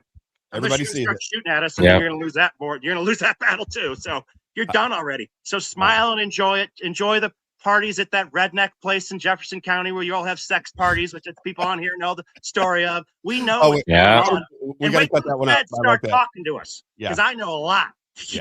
Yeah, I know you do, and I do too. That's the thing is, you know it, and you're like, I don't want to get into people's personal lives. I don't want to talk about how the power structure controls the politicians in Jefferson City, but I think people that are inside and have inside knowledge of what's going on, speaking to former senators, former House reps, they kind of tell you what's going on, and you understand it.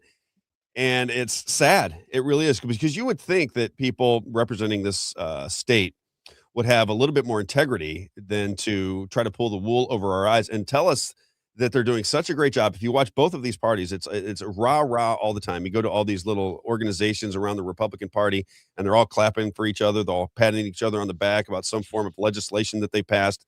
And I continue to say, wait a minute, all the great things that you've done, I'm going to take you at your word. All these things that you've done are great, but let me just run my list past you, and you tell me how we got here. You doubled the budget since you've been in office. You're a small government party. That's the way I understand it. And you've doubled the budget under Republican leadership. Since I was a child, since I first got a car, and my dad said, hey, you got to go get your car inspected. I go, I got to get it inspected for what? He goes, well, you got to pay personal property taxes. I remember this, him telling me I had to get this done. First time ever. I was 16 years old, Andy. I'm 56 years old. We're 40 years later. The Republicans have ran the state of Missouri for 40 years, and we still have personal property taxes, and they just can't come up with any kind of way to stop double taxing and ripping off the people of Missouri. They just can't do it. It's impossible. Let me give you another glaring insult that a lot of Republicans won't agree with me on, but I think it's both a Christian view and it's a responsible view. They've let the city of St. Louis burn for 80 plus years or whatever it is. It's a shithole. Everybody knows that. The crime. Yep. Okay, so you're business smart and you let a major city burn that could be a huge economic base and give you more taxes. Oh yeah, you're real smart people. You really understand business well. You know, right. you talk about, let's talk about the Christian aspect. Okay, there's a lot of cultural problems in the city of St. Louis. I agree with that. A lot of shitty people. Let's be honest. Okay, sometimes I'm one of them. So, but to act like they all deserve to burn and you shouldn't come in and try to fix things or make the corruption go away or enforce the crime, that's not Christian. That's not conservative. That's not business intelligence. This city can be fixed. It 100% can be fixed. People just need to do their jobs and take their responsibilities. And sometimes that means putting people that suck in jail. Right. Well, so we have this. I'll Very leave you true. with it because we got another guest coming on, but I'll leave you with this. There's a guy who is in prison right now, right? He I don't know if you know the story of the bulletin man. Do you know the story of this guy? I don't think so. Jeffrey Winehouse. Wow. I'm going to look into this because this will blow your mind. I'll send you the video afterwards. So Jeffrey Winehouse was kind of an independent journalist, and he was a loose cannon. There's no doubt about it. But he did not break any laws. He made some threatening video, basically saying, "I see the corruption going on, and I'm going to take care of it." But according to the FBI, he did not break any laws. It was not a threat that rose to the level of anything serious. Right? He ends up. They come to his house, because now they're starting to get worried about him. He's been, I think, 16 years of running an organization that was getting the information out to the people in that area, right? So they come to his house. They claim that they smell marijuana. They go and get a warrant. They come back into his house, and they steal all of his computers and phones. As he said in the video, he goes, I guess my videos and computers were smoking pot, right? So they take his video. They take all of his video equipment. Now, he's a reporter. This is how he was making his living. They take his phones, all of his computers, everything that he needs to run his business, and they run off with it. Then they call him on the phone, this particular officer who, I won't get into that. This particular officer says, we want to meet with you. We want to give you your computers back and your phones back. And he's nervous about this because they want to meet him at basically a filling station that no longer exists. It's just a kind of a rundown situation. He's nervous about it, so he tries to get his pastor to go with him. He's trying to get his friends to go with him. He's trying to get his family to go with him because he doesn't feel safe going to meet these people. But he can't get anybody to go. He wants to get his stuff back. So he starts videoing everything that's happening. He's got it on video. The man has it on video. As he's driving there, he's praying, right? He's a man of God. As he's driving there, he's saying, Lord, if they intend to hurt me, strike them down. Please don't let them use force against me, this kind of thing. As he's driving there, he gets out of his car, and within 10 seconds, 2 police officers shot him twice in the chest, twice in the forehead. They say that he went for his gun, but an eyewitness to the scene, you can watch it on the documentary, said what we just watched was an execution. This guy didn't do anything. He in order to get the gun out of his pocket, it's one where you have to use 2 hands. So he obviously was not reaching for his gun, and certainly didn't get it out of the holster, because even the people that testified against him said that kind of holster, it takes 2 hands to get it open, right? He is in prison, Andy, for 30 years because they say that he shot at the cop, which never happened. And he's been in there for 13 years and can't get out of prison. This is the system of government that we have. This is the system that nobody seems to care about. You know why they don't care, Andy? Because it's not them. Yeah, exactly. So long as it's not them, it's not that big of a deal. Yeah, and then they go around talking about other Christians too. So are you familiar with the book Chaos about Of course. I'm trying to get him on. There is a long time long going situation where, unfortunately, as much as I think everyone on this podcast supports, if that's the right term, supports law enforcement, we can't fool ourselves into knowing that some of them have been bribed, corrupted, and are nasty, terrible, selfish operatives. And I mean, you see that around these shootings, you see it around, obviously Chaos talks about the LAPD, Los Angeles County Police Department, all those kinds of things. There are cases in Missouri of things, I think maybe not this horrific, but where law enforcement acts like bullies. There's a certain sheriff that we both know, who I won't name, who has blatantly said that his other sheriffs are corrupt. A lot of them, not all of them, obviously, in Missouri. Law enforcement, unfortunately, if you got a guy who's, let's say 60 years old, 62 years old, and he's, going to retire, and sheriffs don't get paid as much as they do, and somebody shows up with $500,000 or $1 million so he can buy a condo in the Bahamas and retire. Unfortunately, our current generations don't have enough ethics and morals a lot of times to say no to that. And we just all assume, I mean, look at what some of the stuff that Candace has covered that is really big is Arizona is like one of the dirtiest states. I think Missouri is too, by the way. But it's got all these like Christian Zionist grifters, right, who are most likely involved in human trafficking. And then a bunch of the local law and drugs, and the local law enforcement is kind of covering it up is what it looks like, right? And that's not just Arizona. Utah is another one. It really just gets back to this concept of elitism, and where I can, for some reason, do whatever I want. And so you just start to feel like they're mocking our values, who we are, and manipulating our values. So we're just sheep to them, I see it very, very similar. Andy, man, you got to come on more often. I love your energy, brother. We'll talk more as things begin to develop. Great to see you. We'll have you on again. Enjoy the day, brother. You guys have a good day. Take care. You too. All right, everybody. Andy Politics, kind of a known insider in Missouri politics. I like to have him on because some of the things that we talk about, there is a section of society that thinks it's absolutely insane. Andy is not insane. He's a business owner. He's very well educated. I was a business person for my entire life. I raised 5 kids. I coached kids baseball. I coached kids soccer. I'm not an insane person. I'm just simply somebody who goes, wait a minute, when the government is lying to me over and over again, maybe some of the things that I thought were true maybe deserve a little bit more reflection. Is that fair enough? Oh, very fair. Yeah, that's what it's for, the people. We're supposed to challenge the government. That's the reason we have the Second Amendment and First Amendment, all that. So yes. What do you think's going on with our social media here? YouTube is fine. Yeah, YouTube's fine. I'm not sure. Right. It never went down. I'm not sure what they're talking about. So okay. So and Facebook is not. So Facebook took us down. Facebook took us down. Yep. And so we'll see what they take us down for this time. Yeah, well, we'll have to see what the reason is now, because yesterday they said the music was copyrighted. Like this time we did it on our own. Yeah, and so now I'm interested to see if they try to say it's the music, because we had someone make that track for us last night.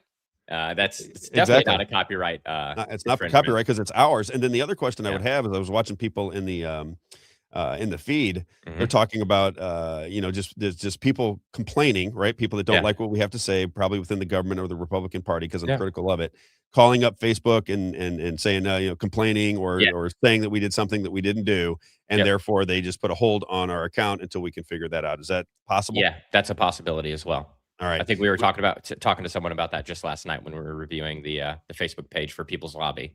Yep. And that's how we found out that it was a copyright quote unquote copyright infringement, right? Yes. I want to answer Yeah, some people. Someone just said that Spotify isn't live. That's because you can't go live on Spotify. It's a next day posting. That's what we were talking about at the beginning of the show. All the ways you can watch live are Facebook, X, well, Facebook maybe, right? Yep. Rumble, X, YouTube. And then we'll be posting the podcast hopefully by the end of the day every day on Spotify, but at the latest it'll be available the next day to listen to. Okay. And then I was going to ask you just on feedback. So on people commenting on, I saw my friend James O'Brien was in there, saw a couple of people. What are they saying? Is there something that we can respond to before we bring in Sandra McDowell? Yeah, let's see here. Someone said, Rebecca Province said, President Trump is not the one making the declarations likely. Here, I'll put this up. President Trump is not the one making the declarations likely. The international military is running the operations. Go back and watch this 2016 inauguration. Read your EOs in action. Yeah. See, the thing with the EOs, because I used to. In fact, when I was doing my podcast, I would read the EOs, and I thought it gave us an understanding of where we were taking our government.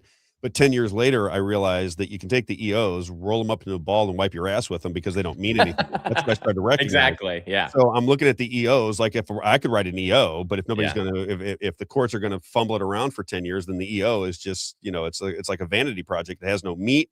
Nobody pays attention to it. The only people that pay attention to it within the states are the people that want to pay attention to it, because you can go back to the EO that he wrote out about the elections. I think I forget the number of it. I used to know it off the top of my head.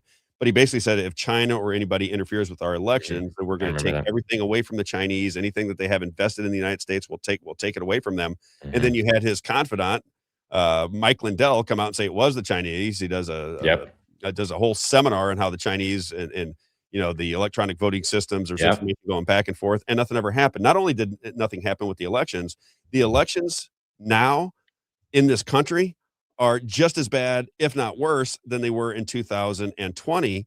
And nobody even cares anymore because they believe that Donald Trump won because it was too big to rig. So you're like, okay, well, maybe in elections now we have to win by 20 points. Maybe 20 points is the new standard to win an election, instead of just simply saying, okay, let's start from scratch. The idea is one person, one vote. Let's figure out how to run our elections. And we cannot get anybody to really put forth a motion that says, okay, this would solidify elections. This is the most foolproof way to do it. This is how we got to get it done. And this is what we're going to sell to the Republican Party. This is what we're going to sell to the people of Missouri. This is what we're going to sell to the people of our nation. They can't get it done. They won't do it. And they won't do it not just in Missouri, but around the country. Now, Senator Ben Brown did text me last night because I made mention of him yesterday on the show. Let me get Ben Brown here. Let me read this real fast. So Ben Brown basically says the SAVE Act, he said, the SAVE Act reconsidered and voted out of committee yesterday. So, I'm not sure what that means, but I responded by, is this the one Allie was working on? Allie is a friend of People's Lobby Missouri. She worked the election portion of it for us. I said, is that one Allie was working on, or is this the state version of the federal Save America Act? I've been out of the loop on what's going on with that particular bill. And he said, yes, the one the clerks killed and set me back about a month getting a reconsider motion. So it appears that we're moving forward with the SAVE Act in Missouri. And if something good comes out, listen, I want to tell all this the House reps and the senators, because I do believe there are people trying to get good things done. I don't mean, I'm very critical of the Republican Party. What I would say is, can you please have an open discussion? We can bring a lot of people to the table. How many would you like? How many tickets would you like us to put out there? Is it 100? Is it 500? Is it 1,000? Yeah. How many people? How many constituents do you need in a room? How many constituents do you need in a room for you to go, okay, you're right, we should have a public conversation, and then we talk about the way you run the Republican Party, picking the Speaker of the House before the Speaker of the House has been reelected. I would like to talk to you about that.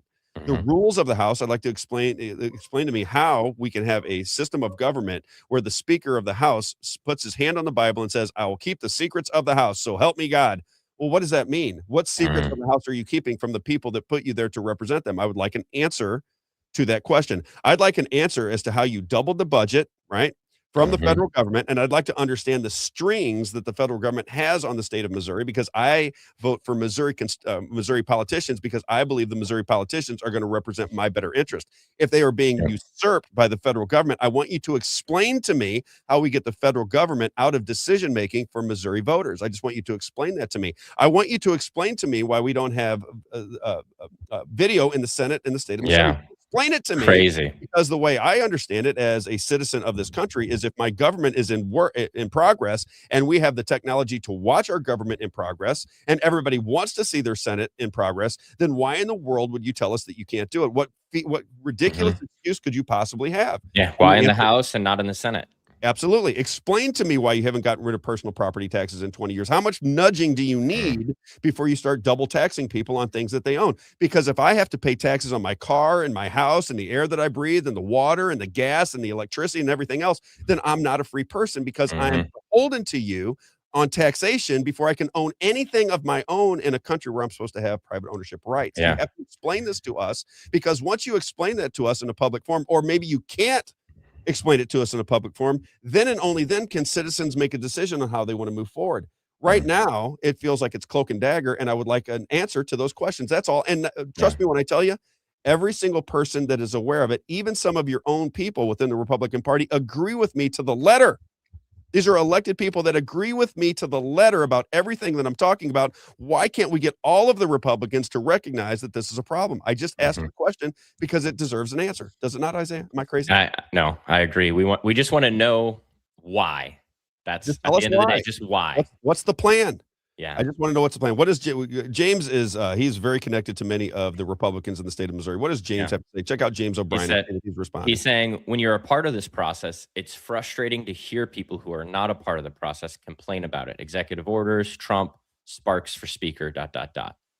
And I mean, I've heard that from elected officials myself, even running in here for my local election. Even people just in the city council here have said, oh, the people just don't understand how it works. And so they just need to come to more meetings. That's the problem. So I'd say this to James.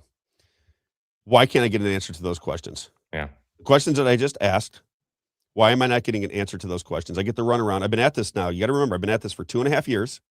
I've been heavily involved in Missouri politics. I cannot get an answer to those questions. And I want answers to those questions. Why is it so difficult to put forth a voting system that the people of Missouri have confidence in? Why is that so difficult to do?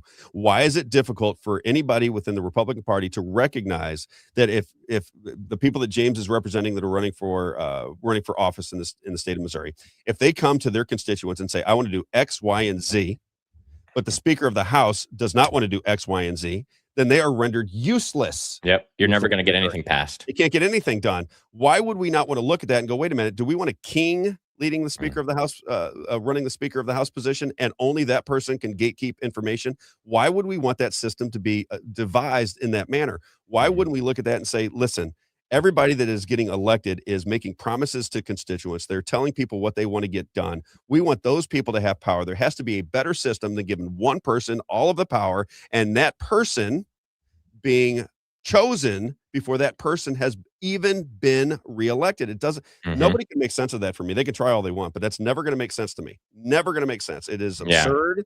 And you can see by the result, James, you can see by the result, gasoline tax, Republicans, right? Personal property tax, they've been at it for 20 years, Republicans. Doubling of the budget during COVID, Republicans. These are things that small government conservatives just cannot stand, and they just want simple answers from the Republican Party. And once we have them, and once we understand them, and maybe you're right, maybe we're all looking at it wrong, then why can't we have a public conversation to get to the bottom of it, where people ask real questions? That's where does the federal government do anything like that, where they select a position before the person's reelected? No. I didn't think so. No. Yeah, that would be like saying, okay, we're going to select the Speaker of House before elections. You know, we know Mike Johnson's going to be the next, again, the new Speaker of the House, right? Well, but we're going to change it over. He's running out. So now Lindsey Graham now, right? Now the new Speaker is Lindsey Graham. No, he's in the Senate. And he's in the Senate. I'm just joking because of the situation with. Let me play. We got Sandra McDowell waiting for us. Can we play Sandra McDowell's clip? So Sandra McDowell, just so people understand, Sandra McDowell worked with me at the previous radio station. I think she's incredibly entertaining, and she puts out little Facebook clips and clips about things that she finds interesting. She's no longer there. She put out a clip about Donald Trump the other day. And again, I don't know where people are religiously on the Donald Trump AI thing that he put out the other day. He had to come out and say it was a mistake. He was trying to act like he was a doctor and so forth and so on. But she had I thought it's exactly what my doctor looks like. Right. You know, kind of crazy, but nonetheless, she had a different take on it. Let's play her clip and then we'll bring her on. Everyone feels bad about this image that Trump posted last night. on Truth Social. But no one's really nailed down why they feel bad about this image. They're just like, oh, Trump depicting himself as Jesus, that's bad. Christians, why are you supporting this? Here's the thing. We are all supposed to be like Jesus. Jesus says that. We are to be like him. Can we heal people? Absolutely. Absolutely, we can heal people. Absolutely, we should be praying for this nation and trying to be like Jesus. Absolutely. However, Trump is not Christian. He doesn't believe in Jesus. As far as I know, he's Jewish. Someone already said he's our first Jewish president. He's gung-ho pro-Israel, doing everything they want. He's never said that he has accepted Jesus Christ as his Lord and Savior. And Jewish people do not believe Jesus is their Savior and their Messiah. They're still waiting for the Messiah. So that's why this picture is wrong, because he is not pretending to be Jesus, okay? He's pretending to be the Messiah the Jews are waiting for. He's pretending to step into what the Messiah would do and be, bring healing to the sick. You know, a lot of these, I mean, this is an AI generated picture, right? But Trump has access to the best AI that he can get. You should have made an American soldier. I don't know what's on his hat, but that's not an American soldier. This looks like maybe angels, maybe fallen angels, demonic. This is not a godly angel. They don't look like that. These may be like military people who died and went to heaven or come back. I'm not sure what's going on up here. Maybe these are fallen angels, but that's not like, you know, the Archangel Michael. He doesn't look like that. Over here, this guy can't tell what's on his hat, but it's not American. So why did your AI depiction bring up people that are not American people? You have places you could have put American things on. Sure, you have the American flag, but that doesn't mean anything when you have people down here that aren't American, that aren't representing America. And you've got like possibly demons or fallen angels here behind you, because those are not godly angels. They don't look like that. And he is not Jesus. He is not trying to be Jesus. He's trying to be better than Jesus, the new Messiah for the Jews. That's what's wrong with this picture. Not that he's trying to be Jesus, again, because we should all be like Jesus. But he doesn't believe in Jesus. He has not confessed that Jesus is his Lord and Savior. So he's not trying to be Jesus. He's trying to be what the Jews want as the Messiah to come. That's what I think. I love it. Bring on Sandra. Wow. Here she is. Sandra, you crack me up. Give people your resume. You're an attorney. What did you run for? Secretary of State? No, I worked at the Secretary of State's office. I was the director of enforcement there under Jay Ashcroft when he first came into office. I was at the Attorney General's office before that. And you can't run for office and work for the state unless you're actually elected. So I had to quit at the Secretary of State's office when I decided to run for auditor in 2018. So that was my first, foray into politics. Very naive, had no idea all of the corruption, all of the rhinos. I mean, I really, went in guns ablazing, and I did win the 4-way primary and I became the GOP nominee, but then the GOP establishment did not want me. And so they did everything they could to keep me out.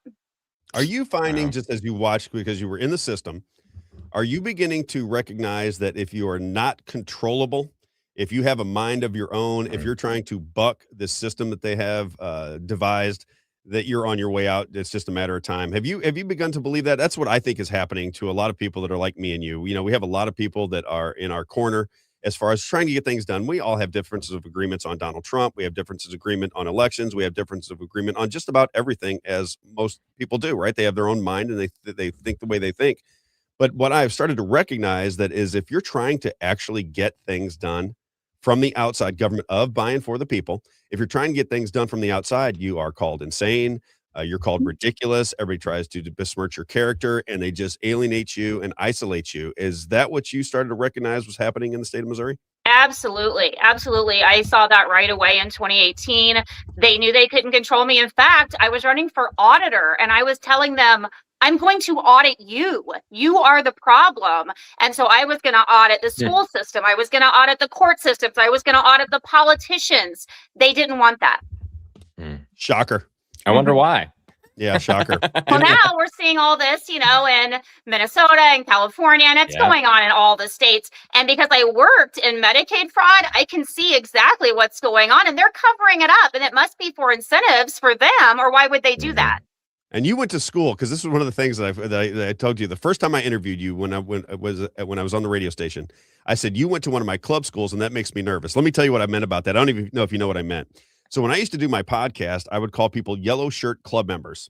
And these were people that were in the government that went to Harvard, Yale, Princeton, Georgetown, Columbia, the London School of Economics, and Oxford, right? So those were and I said, I don't know if there's something in the water there, but if you just look through all of these think tanks that determine what's going to go on with American policy, if you look at all the leaders in the cabinet that was under Biden, I said they all come from these schools. 8 of the 9 Supreme Court justices come from Yale and Harvard, 8 of the 9. The entire cabinet, the media, the sports leagues, everything was riddled with those 7 schools. And when I was going through it on my, this lady said, one of the smartest people I know, she's come on the show all the time. She goes, that is the most brilliant understanding of what's going on in our world that I've ever seen anybody do, because I just went through hundreds of people that were in power and I said, where did they go to school? How do I tie these people together? And I went through all kinds of different methods, and then I went to schools. My question is to you, because I don't think that you're up to anything nefarious, nor do I think anybody from these schools necessarily is nefarious just by association. What did they teach at Oxford that would make it, or what kind of people were there? Are these is it very wealthy people that are going there with family histories that would put them in positions of power? Because it fascinated me how those 7 schools basically were running the entire government at that point. And I mean everything. We're talking about media, we're talking about sports leagues, we're talking about the cabinet positions, we're talking about the Supreme Court of the United States, all of it. And I'm like, how can this possibly be that nobody's recognizing this? Curious about what went down in Oxford. Well, so I would agree with you. I would expect that they're getting in by their networking and who they know there, obviously, as well. I mean, look back at, Josh Hawley. I've never been a fan of Josh Hawley because I was on the ballot with him in 2018, and he was part of the problem. He was part of the people that were keeping me out. In fact, it was told to me that it came directly from him and his campaign that I wasn't allowed to meet Trump in 2018, even as the GOP candidate for state auditor. They wouldn't let me meet him. And so Hawley's been propped up all these years. They go to Harvard, Stanford, and people say, I've been following him since law school. Who follows someone in law school? You don't do that. So they prop them up through these schools, and they get them into these schools for a reason. I think you're probably onto something like that. Yeah, I was looking at Josh Hawley because he was one of them, right? So I kept looking at Josh Hawley because Josh Hawley comes from Missouri. I liked everything that he had to say. I helped him campaign. And he wouldn't come on my radio show. And I'm like, well, I just have a couple simple questions for you. And we got, I met his chief of staff at one of our events. And I said, listen, I just want to get a couple quick questions into him. Everybody goes, oh, you're going to get to this person. He'll definitely get into Josh Hawley. And I'm like, well, great. I said, we have props to Real Talk Radio. We had a huge audience, right? It was coast to coast. We had a big audience in Missouri. And I thought, well, he'll want to come on because he's a conservative. I'm a conservative. I was campaigning for him. He's going to want to come on. But somebody within the Republican Party must have told these people to stay away from us because we might ask a question that would hurt their feelings just a little bit. He would never come on. So I started really doing my background on Josh Hawley. Boatman's Bank. He comes from Boatman's Bank. My best friend's mother worked at Boatman's Bank for 35 years. People might remember it from Missouri. Worked at Boatman's Bank. Then he goes to Yale. Then he becomes the Attorney General of Missouri. And look at the Attorney Generals of Missouri, right? You got Andrew Bailey in the Trump administration. You got Will Sharp in the administration. You got Eric Schmidt, who's a senator. There seems to be kind of a conveyor belt from the Attorney General's office to Washington, D.C. And again, I just wonder, if there's anything that I should know about it, anything that you can think of that how this is playing out like this. It's very odd that Missouri's Attorney Generals always end up in Washington, D.C. Yeah. I don't know how they do that. I do think the red carpet is rolled out for them. I mean, when I lived in Springfield at the time when he came back to Missouri to be our Attorney General, and all of the everyone who knew anything about politics, all the bigwigs down in Springfield and Greene County, they were like, he's the next big thing. This is our guy. This is our guy. No one knew anything about him. He hadn't even been in Missouri for I don't know how long he'd been out of the state. But they rolled out the red carpet for him, and they already gave it to him almost. It was like, it's him. He's our next Attorney General.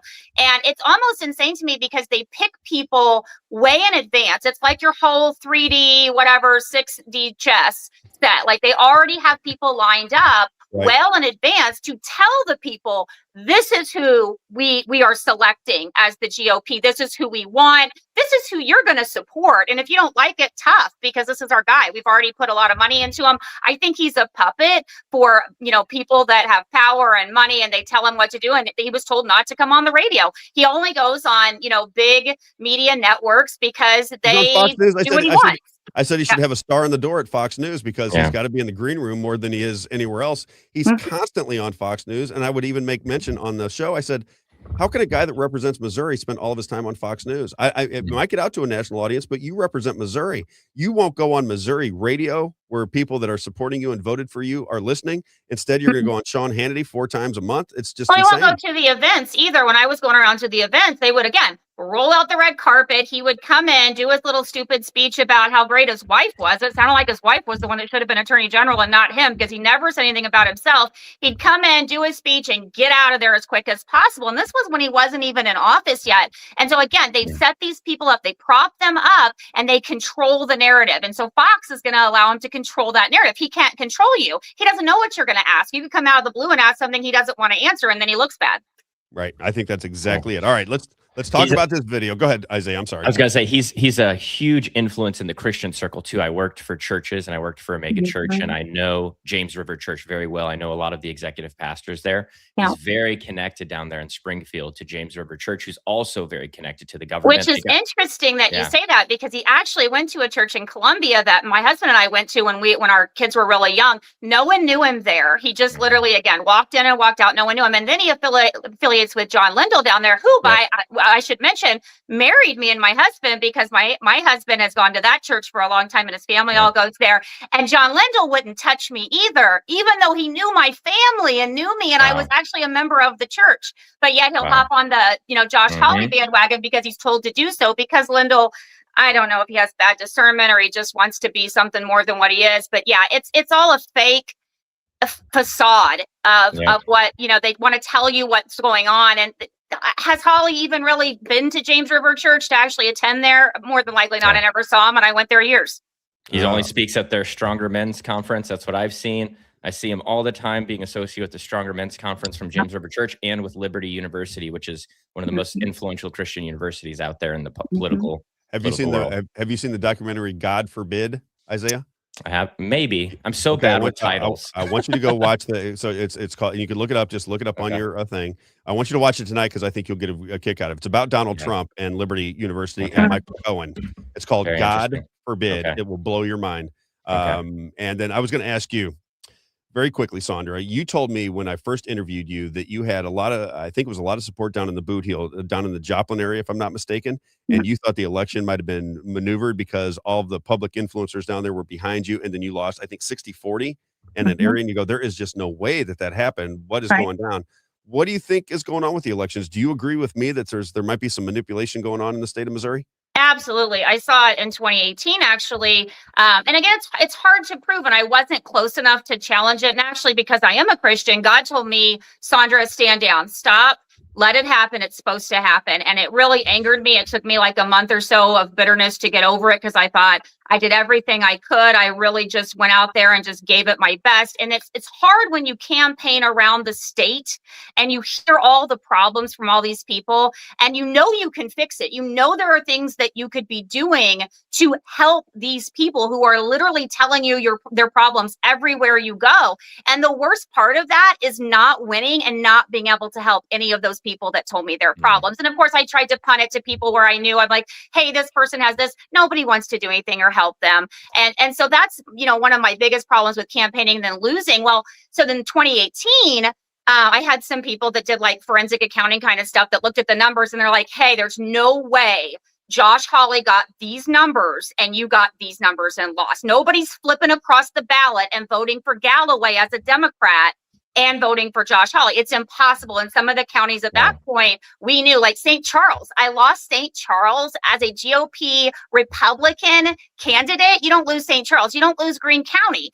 But those are places that I believe they've been manipulating the elections, the ballots, for quite some time to get. That's why they want Kurt Barr to stay in, because he's doing what they want. That's why they want for the person in Greene County to be there, because he's doing what they want. It's important to keep those local people because they're the ones that can flip those numbers without anybody seeing. And in 2018, we actually saw the absentee ballots come in that flipped me from winning to losing automatically. Wow. There was a big story with that, a lot going on in 2018. So I knew it in 2018, but that was well before 2020 with Trump. So nobody believed me, of course. Yep. Everybody was like, oh, Sandra, you're a sore loser. Get over it. You lost. I'm like, yeah. okay, fine, you don't want to believe me, but I saw it happen. And so I knew then. And then, so in 2020, when God's telling me to run for governor, I'm like, God, no, why would you want me to do this again? This is stupid. I don't want to do this. They don't want me. They're not going to let me in. They're literally changing the count on the ballots to keep me out.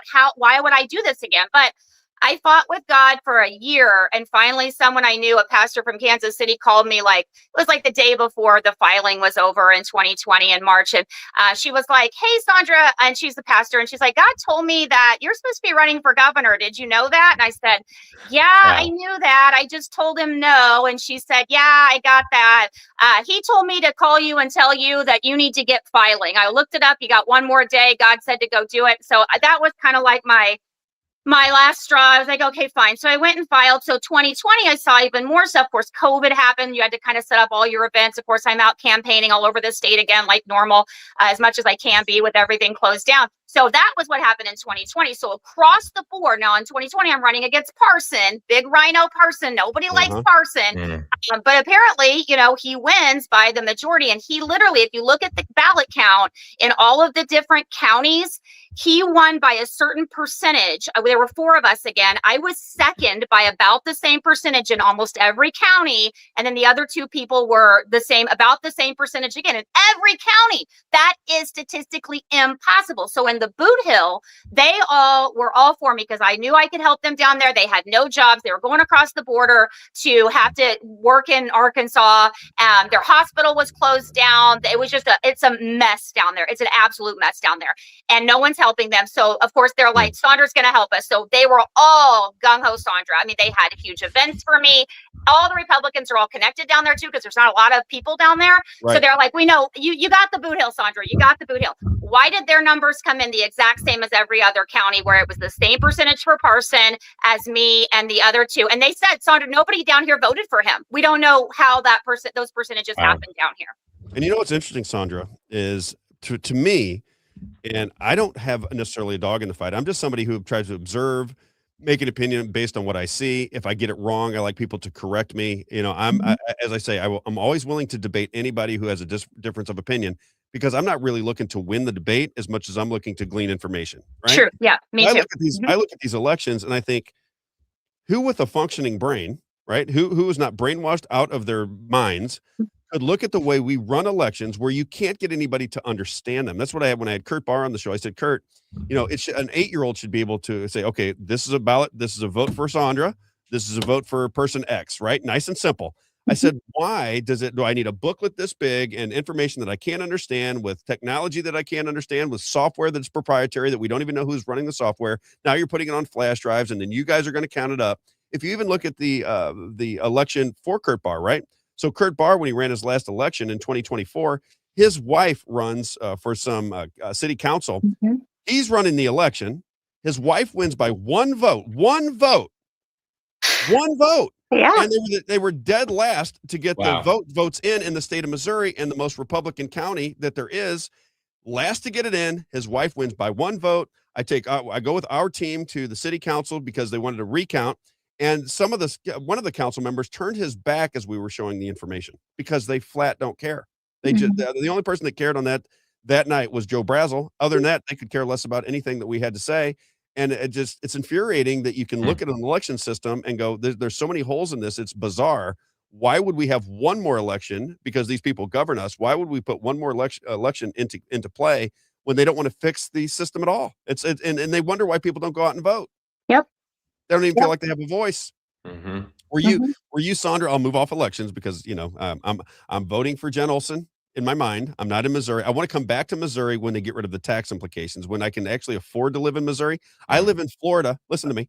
I live in Florida, where I got beaches all around me. Most of the year it's 80 degrees with a little breeze. It's the weather is just so fantastic. You know, Bob, I did like you, but now I don't, because I want that. I want that. I don't want to be here either. I want to live on the beach. Well, I'm telling you, the weather is fantastic. I'd prefer to be back in Missouri. My wife knows this because we have family there. We talk about it all the time. Right now, I just split time. I go back and forth between Missouri and Florida. The reason I'm in Florida, despite everything, is it's less expensive to live in Florida. Yeah. It's less expensive to live in the Sunshine State than it is in Missouri, and the Republicans in Missouri can't figure out what's going on. Well, let's go back to the elections for a second. I don't want to live in Missouri because I'm tired of seeing bad people run for office and win. I'm tired of seeing their stupid signs everywhere when I know they're scum. And I'm like, these people are just ruining this state. It's ruined and nobody will do anything about it. No one will listen. Nothing will change. And that's why I want to leave, because I want to be one of those people that just stick my head in the sand and don't know what's going on anymore, because I'm so tired of not being able to do anything about it. Yeah, I hear you. Okay, I was going to ask you too this about Trump, because when you put that video out, it caught my attention because everybody was talking about it. I find, because you talk quick, you're like me. You got a quick mind and you talk quick, and I find it very charming. To me, it's you crack me up sometimes when I'm watching your videos. Were you, when you put this out about Trump, were you always anti?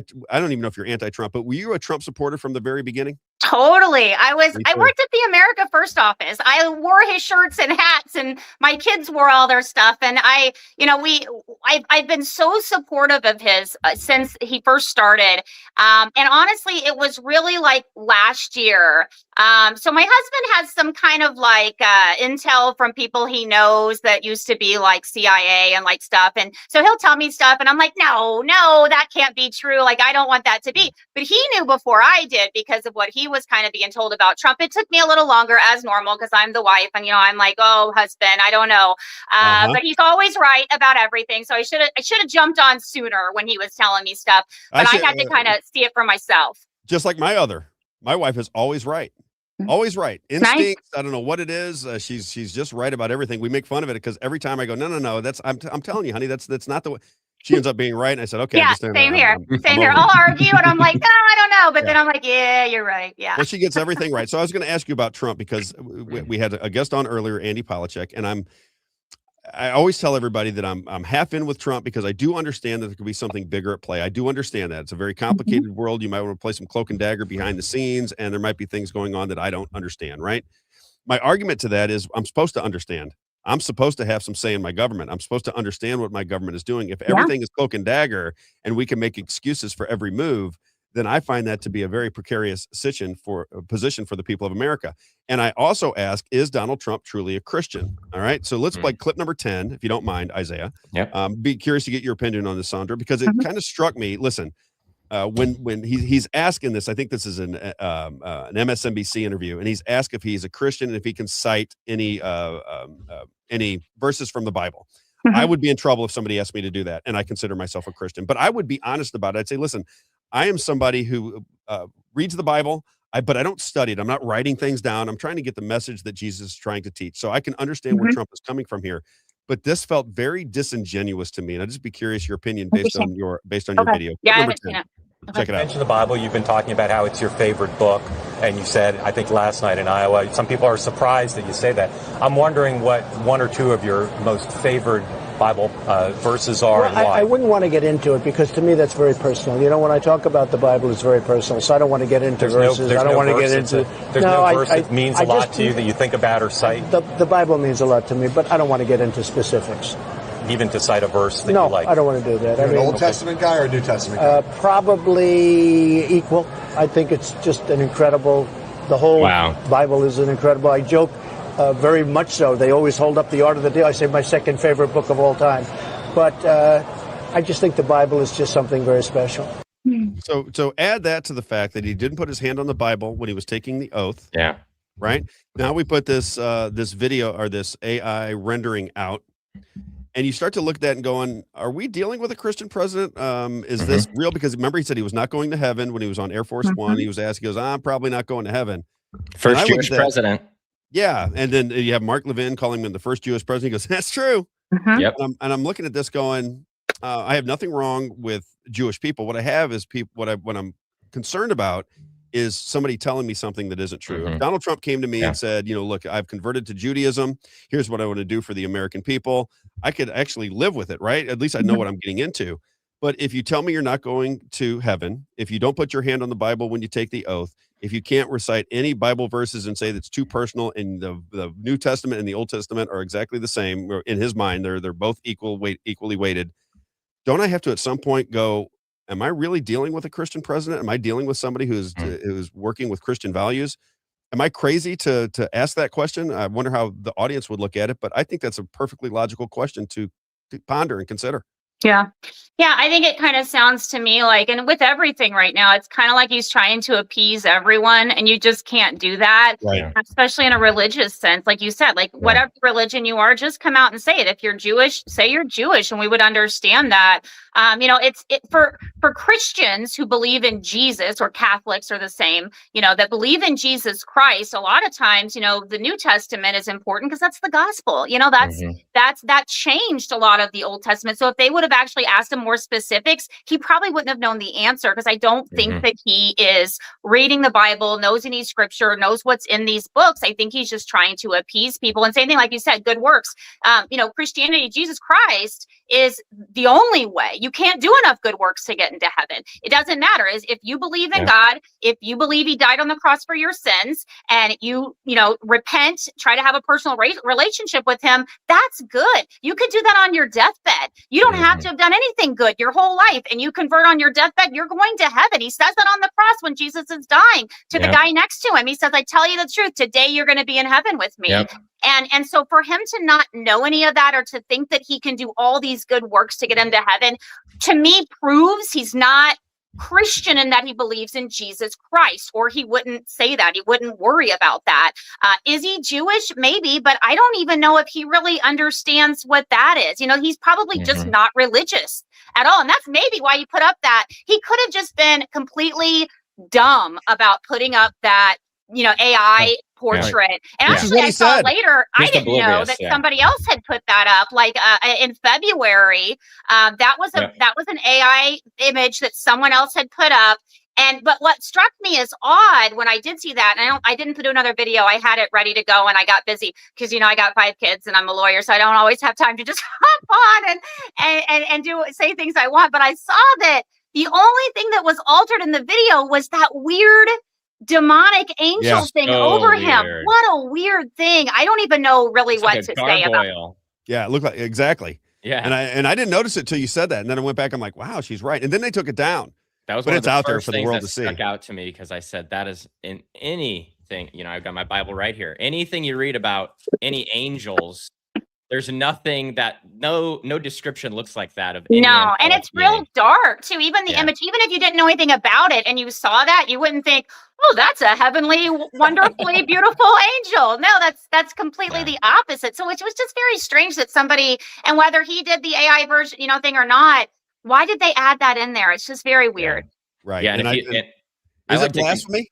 I heard a lot of people saying that. Listen, I'm not a scholar when it comes to the Bible. You are, Isaiah.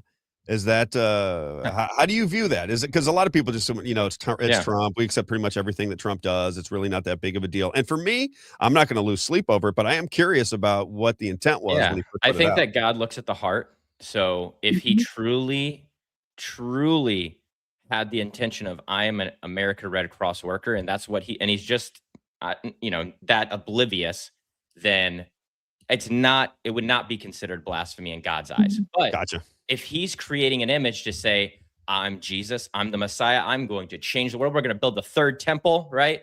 That would be blasphemous, I would say. And so it all comes to the intent. That's why you can't judge people. That's why Jesus tells us not to judge the others, because it's not the actions, it's not the outward that saves us. Just like Sandra's saying here, it's that relationship. The thief on the cross had done everything wrong up until that point. He didn't get baptized, he didn't speak in tongues, he didn't give an offering, he didn't do any of the things that the church tells us we have to do, right? No, all he said is, you are the Son of God, and Jesus said, you're going to be with me today in paradise. That's all it took. So can I get an amen? That's good. I got chills. Amen. That's why he's on the show. I love it. Great to see you. Will you be a regular? I want to have you on. I love that. I really would. I hope this show just goes very high, very quickly. I'm praying for you, and you're doing an amazing job, Rob. I think you've always been one of my top, favorite radio show hosts anyway. So I'm excited for what this journey is going to take you to. Awesome. Appreciate that very much. Great to see you. I'll have you on again soon. We'll be in contact. Okay, sounds good. Bye, guys. Thanks, Bye. Sandra McDowell, everybody. She, I love her rhythm. I don't know why she just captures my attention. So smart. And she's so smart. And she smart people have a tendency to talk very quick because their mind works very quick, right? I don't have the lips for it. People tell me I talk fast all the time. Yeah. but it's hard for me because I can't articulate the words very fast. The When I was going processing, right? well, it's just my mouth can't keep up with the brain. Same. And when I was at the broadcast center, what the guy told me, he said, "You have Missouri tongue." And I said, "What does that mean?" He goes, "It means that your mind is working, but your mouth cannot keep up." So I always have to remind myself to slow it down so that I can speak so people can pay attention to what I'm talking to. Biggest complaint about me when I first started in radio, Isaiah, was that I talk too fast. It could have been nerves, it could have been whatever, but generally I'm not a real nervous person, oddly enough. You would think that doing 3 hours of live radio when you come from the business world and have no background in it whatsoever would freak people out, but for some reason I pray every day before I go on the show, and I let God take it from there. I'm like, I'll do the best I can. That's all If I you get can something do. wrong, bring it to my attention. I was listening just very quickly because I want to pay attention to the communication that goes on. This was a show that was primarily focused on Missouri politics, and a lot of people that want to hear national politics. We're going to get there. Believe me, we're going to be tying all of these different things together. But I was kind of looking off in the comment section, and we were talking about video in the Senate. Yes. Right? Yes. Do you see for any reason? I think I said James O'Brien said, how are they going to pay for this? What software are they going to use? Questions from this him. and that and the other. Yeah. But 48 other states already have video in the Senate. Can't we just go to one of the other states and say, how do you guys do it? Yeah. So I'm not super familiar with the structure of the Senate's teams, but I do know that the House, I believe they have a comms team. And so I think that's the team, if I'm remembering, and I think James was kind of educating people on that too, that the House has comms teams that would handle that. I don't know if the Senate has that already implemented. You know what I mean? And so maybe what James, I think, is bringing up is maybe the infrastructure is not there to say, all right, let's flip the switch, And so what that would mean then is, okay, now we don't just, we might have to go backwards a little bit, and we might have to say, okay, what does it take to get the infrastructure in place to be able to live stream those videos, right? I'm having that same battle at our alderman meetings. Is I want to live stream our meetings because we're one of the only cities in Missouri that doesn't. And they're telling me, oh, well, Isaiah, soon we'll be upgrading City Hall and we can get the infrastructure then. We don't want to build infrastructure now. And I'm trying to push them to say, hey, we don't need some fancy, crazy stuff to be able to live stream these meetings. We already record the meetings. And so, I think that's really what and James, tell us if I'm wrong there, but that's the sense that I'm getting, is that the infrastructure is not there. The staff's not in place to get that done. But I don't think that's the excuse to say we're not going to do it. In my you got to do it at some point. You got to do it. 48 other states do it. You got to figure out a way to do it because people are curious what's going on. I want to play 2 clips though before we're going to have Jake Jackson on. Jake Jackson is well known in Missouri politics from our area. He's been anti-AI data centers, as has my group and I. Not necessarily because AI data centers in and of themselves are bad. It's that nobody really consulted with us. We're having our land. Same with and the our flock water. cameras. Same with the flock cameras. It's just like they do it. And you're like, wait a minute, you're putting forth a system that is incredibly powerful, that uses a lot of resource. Can we have a conversation about how this benefits us? You got to explain to me how it benefits us, because if you're going to put this kind of investment into our backyard, use our water resources and our land resources and potentially contaminate a lot of different things, can you please explain to us the benefit if we're going to put this kind of investment into it? And to this day, and I'll ask anybody, there's a guy named Kurt Hilsinger that was on our station the other day. If anybody knows Kurt, I'd love to have him on so he can explain to me the benefit of this investment to the citizens. And then I want to walk through all the things that I think it could potentially do against the citizens. And I'd like to hear how these people answer that question. So let's get to a couple here. So this guy named Paul Renner, I interviewed him recently. He's running for governor. He was the former Speaker of the House in Florida.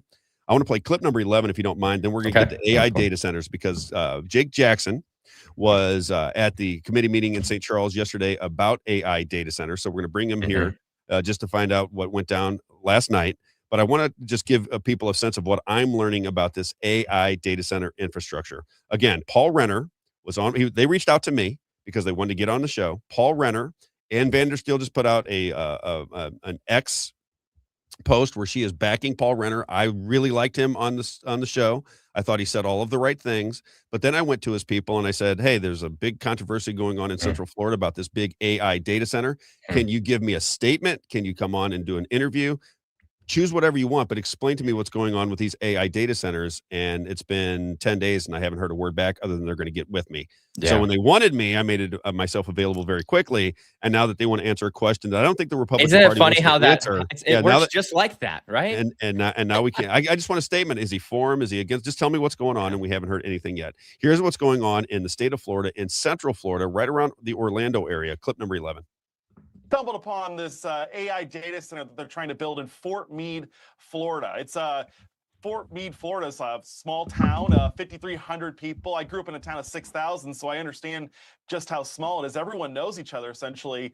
But this data center, we don't even know who's behind it, but it's being run by this DC real estate group called Stonebridge.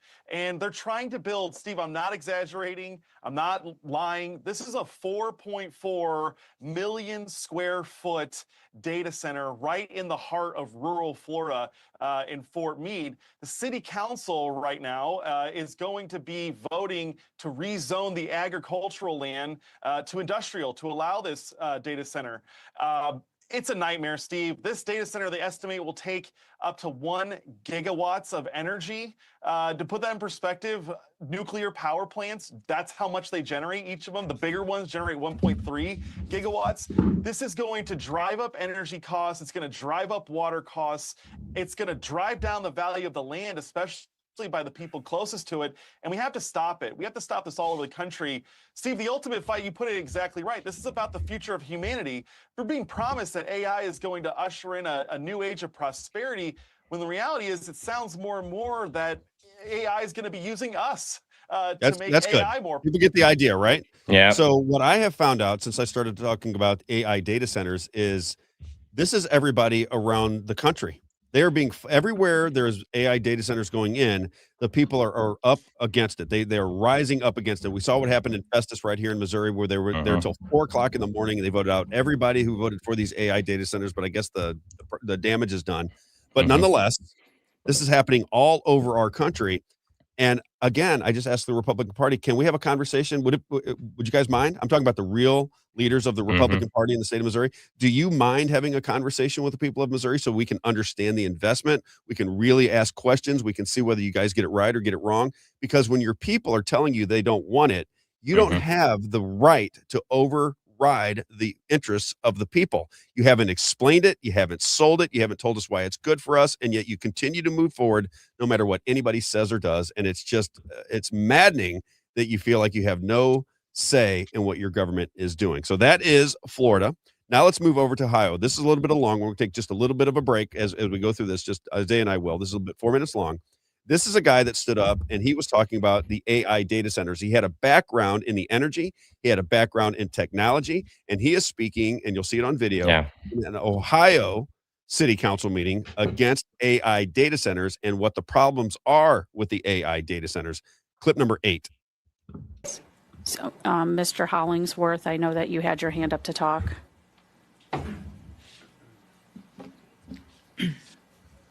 Hello, my name is Will Hollingsworth. I work at Reed Memorial Library, and thank you all for hearing me today. I'm not a cynic when it comes to technology. My love for it started when my uncle first sat me down at a beige Windows 95 computer and began teaching me HTML. I will never forget the first thing I Googled. It was an image search for pigs flying. I wanted to see if the internet could make the impossible real. This love of the digital shaped my career as I went on to become a programmer and a professional content creator. For the last decade and a half, I have been in service of learning burgeoning technology. In my last job, I was the digital artist they trusted to do that kind of work. I was the one feeding Mid-Journey prompts to create the perfect commercial, training the very machine that would eventually replace me, as 3 months later, they would lay me off. I didn't just watch it happen, I was holding the tools when the tools were turned on me.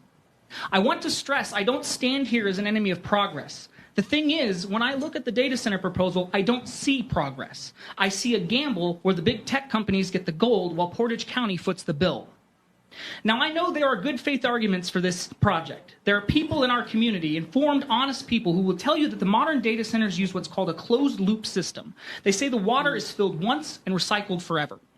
In a laboratory, that might be true, but we aren't living in a laboratory. We're living in Ohio. I can tell you that as the chips get smaller and AI demands get larger, the heat these machines generate is outstripping the closed-loop theory. To keep the servers from melting, a data center has to bleed the lines to remove toxic sludge, aka forever chemicals, and bleeding water needs to be evaporated. It does not stay in the loop. It evaporates into the sky by millions of gallons. The very place that laid me off was an organic mattress company. And while working for them, I actually learned a lot about forever chemicals. I got to see how the sausage gets made. I saw the inside of those so-called regulations. I saw how rigorous studies are often self-funded, a pay-to-play model where if you've got the cash, they'll give you the certificate. If a $1 trillion company is funding the study that says their forever chemical runoff won't hit our water table, they aren't giving us the science, they're giving us a sales pitch. We're told that we have to accept this because we need big employers. We're told that if we don't say yes, we're driving away the future. But that's a false choice. A big employer who uses the water of 50,000 people, which by the way is a combination of both Kent and Ravenna, only hires about 10 people is not an employer. They are an extraction. We are being asked to fund a 21st century luxury with a 19th century resource heist. We are being asked to sacrifice the lifeblood of our city so a $1 trillion company can save a fraction of a cent on its margins. We are being asked to drain our reservoirs so a chatbot can write a poem or so our sheriff can generate a picture of himself standing next to Bigfoot. Which, by the way, of course, he made himself look taller. They want us to trust a $1 trillion industry that tells us with a straight face that they can suck 5 million gallons of water out of our ground a day, use it as a liquid heat sink, and return it to our rivers without a single consequence. They are asking for a measured approach while they hide their actual usage behind secret contracts and NDAs. Ohioans have seen this trick played before. We know what happens when massive utility interests and black box energy deals get fast-tracked behind closed doors. We're still paying the bill, literally, for the first energy scandal. We were told these bailouts were essential and measured too, and it turned out to be the largest racketeering plot in the history of our state. So when a $1 trillion company asks for our water, our electricity, and our silence, we shouldn't just be asking for the facts. We should be asking who's really getting the kickback, and why is it our reservoir that's on the line? There is a reason the Ohio House just voted 88-0 to pause and study this industry. It wasn't an act of cynicism, it was an act of stewardship. They realize we cannot let these ghost towns move in then before we understand the damage they do to our grid and our water table. We are the county seat. We are the stewards of the Great Lakes Basin. Let Ravenna be the city that had the wisdom to say no to the bubble and yes to the basin. I am not a cynic when it comes to technology. I am a believer in community. I believe that a drop of clean water for a Ravenna child is worth more than 1 billion AI-generated images. Let us choose the child. Let us choose the community. Let us choose to keep our water where it belongs. Thank you.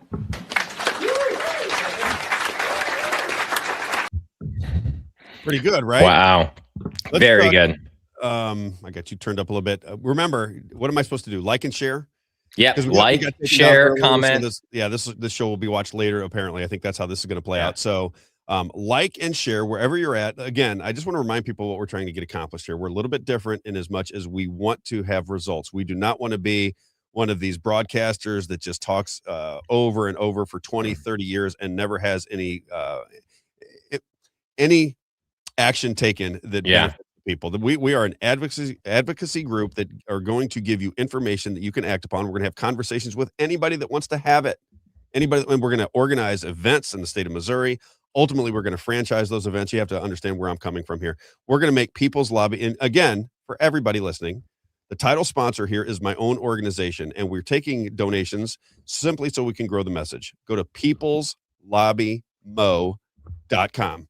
peopleslobbymo.com. We're an advocacy group. That's what we do. There's a video of me from when I was at the radio station, right? So what we're trying to do is just coordinate everyday average American citizens who have had the government shoving it up their bunghole for far too long. And they're looking at this going, I've got to get organized with other people who are in the same or of the same mindset as me. As I said, I love donations, but we're looking for small donations, $5, $10 a month. That's all we're looking for. A cup of coffee from enough people changes the game. We don't go out and solicit big corporate money. That's not how we're going to go about this. We want to do this as a communal effort. And if I can explain that to people and we can get people to show up at our events and we can start to make some hay, then you're going to see the political environment shift, because pressure is what shifts when somebody has complete control of an organization, right? Like the Missouri government, or the federal government or the Arkansas government or the Ohio or Illinois government, doesn't matter. When that system is contained and you really can't break out of that system, you're boxed in. And the only way to make change is to put so much pressure on that system that it breaks. Right now, as we heard Sandra McDowell, who ran in these elections, Ali Grafe, who runs my elections, she ran in the elections. Our elections are not secure. They are being manipulated. And if your elections are being manipulated, you are not free. This is all over the country, just like AI data centers, and you cannot get relief from anyone. You cannot get relief. Nobody will give you relief. They just look at you like you're crazy and tell you this is what's best for you because we're kings and queens and we understand it better than you. We're much smarter than you. We understand how the system works, and therefore we're going to do whatever we want to do. People's, just like it sounds, people's, no, what is it, apostrophe? No apostrophe. peopleslobbymo.com. Go sign up. Love to have you on the team. You'll get all the information from us. We'll begin to get this thing rolling. And then subsequent to that is, don't forget, I'm not used to the podcast world now that we've gotten a little bit bigger, but like and share from wherever you're at, whether it be on YouTube, whether it be on Facebook. We're down from Facebook, X, Rumble. Just like and share so that we can spread the message. And you're going to look up on May 1st, and we're going to have a big audience. We're going to figure out why they keep taking us down. We're going to get to the bottom of that, and we'll be able to spread this message much faster. Like and share, peopleslobbymo.com. Staying on AI data centers, let's bring in Jake Jackson. Now, Jake Jackson works with me on People's Lobby Mo. He causes a lot of problems out there, Jake, for the establishment. I'm a big troublemaker. You're picking fights with everybody. You're, you go at it pretty hard. What did we learn from this meeting last night with AI data centers in St. Charles? What did we find out? Yeah, so last night the Planning and Zoning Commission they considered a ban on data centers in the city limits, and they voted to approve it to advance it to the city council, which will be considered on May the 5th. So it's a good news. You were happy with it. Yeah, it's good because in February they considered it, and then they delayed it to now they tabled it till April. What was the mood in the room? Because you had a lot of people there. You put out that you live streamed it, I believe, if I'm not mistaken, or at least you took some video of it because you sent it to me this morning. It looks to me like people are very interested in the topic. This is driving people out to pay attention to what is going on. Was it a packed house last night? Yeah, it was pretty packed. There was a lot of people wearing red shirts showing that they were against the data centers. Is that what it is? So I noticed everybody's wearing red shirts. I thought it might be a union or something, but it was just people saying, hey, red shirts say that we are moving in this direction. We are against the AI data centers. Yeah. It was like a uniform. Yes, correct. I didn't really see any union people yesterday. No. And they didn't allow anyone to speak either. They closed the comment period back in February. Right. I wanted to go up and speak, and I couldn't speak. Wow. Why would that be?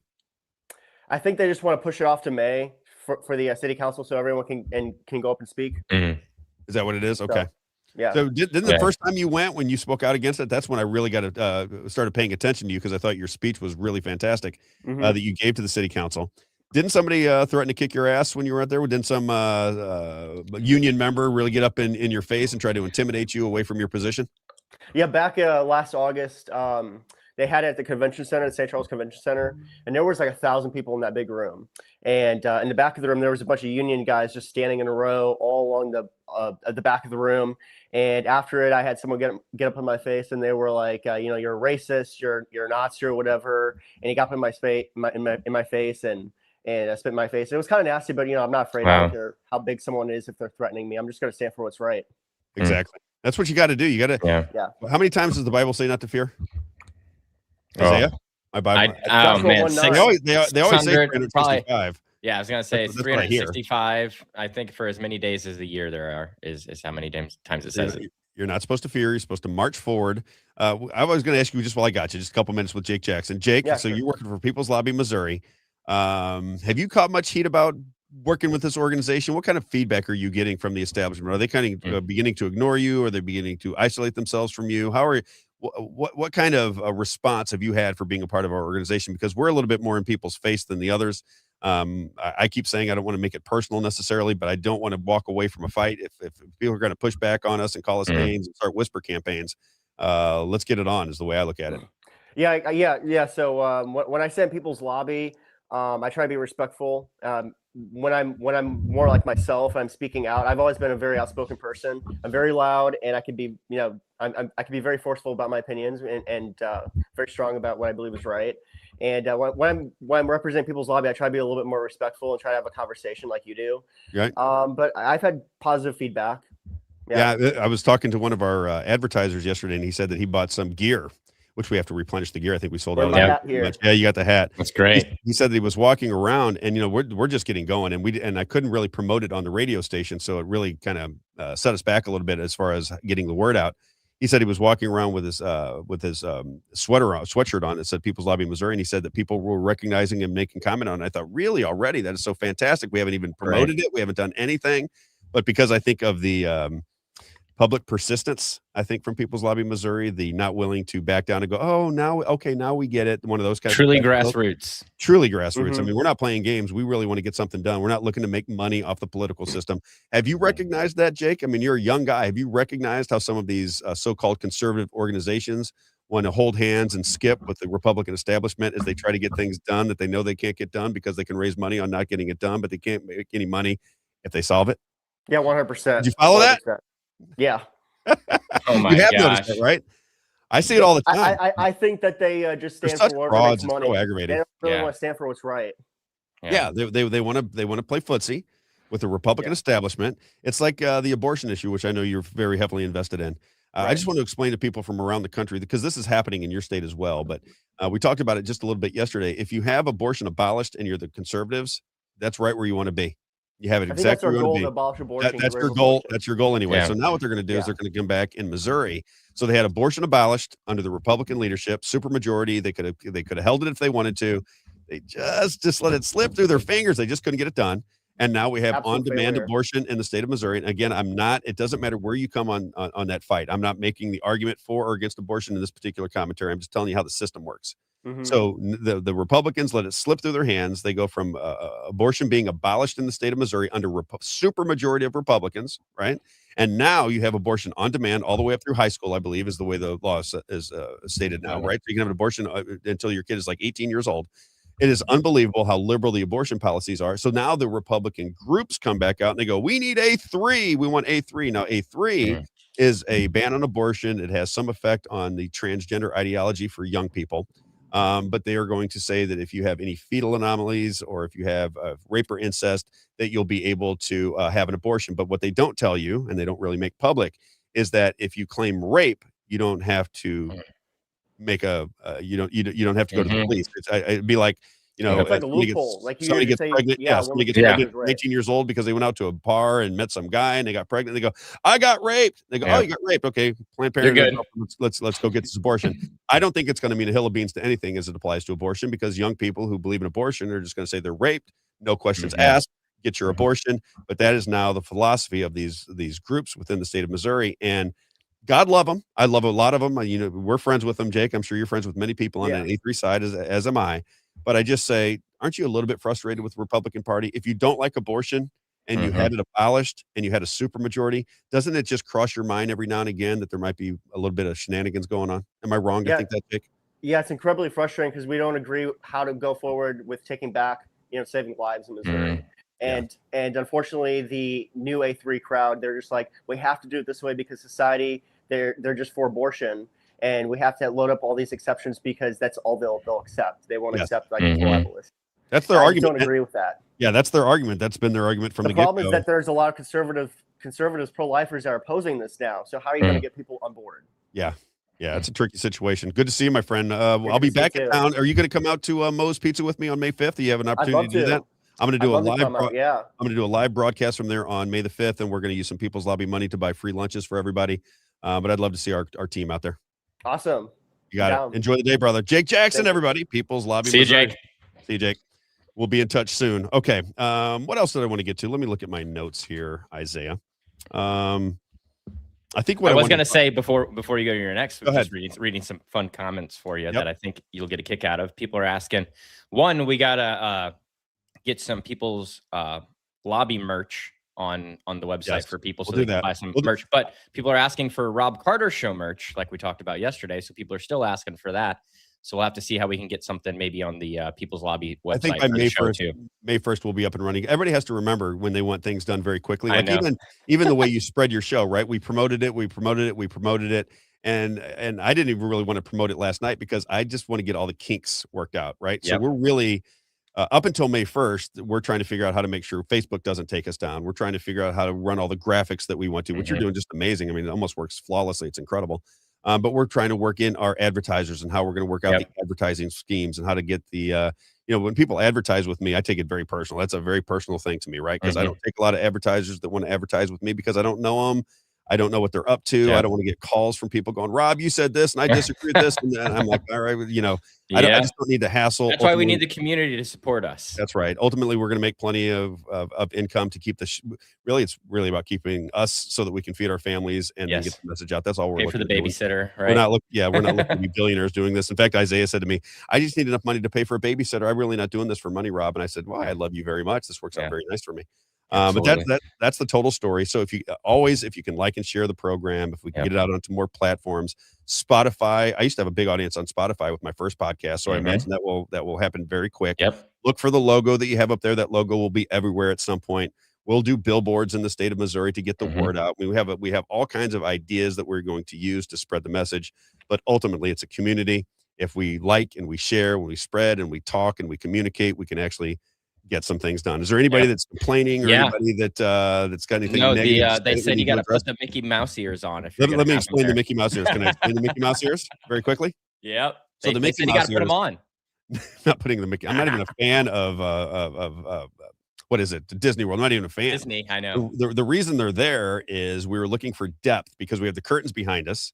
And we're putting the set together. And I like the studio look. People go, oh, it's too dark. I'm like, I get it. But some people watch it at night. Some people watch it in the day. But I like the studio vibe for me, right?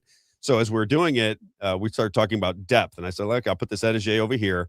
And I said, let me put something with color in it. So I walked into my daughter's bedroom, and she had the Mickey Mouse ears on there because we live in Orlando, Florida.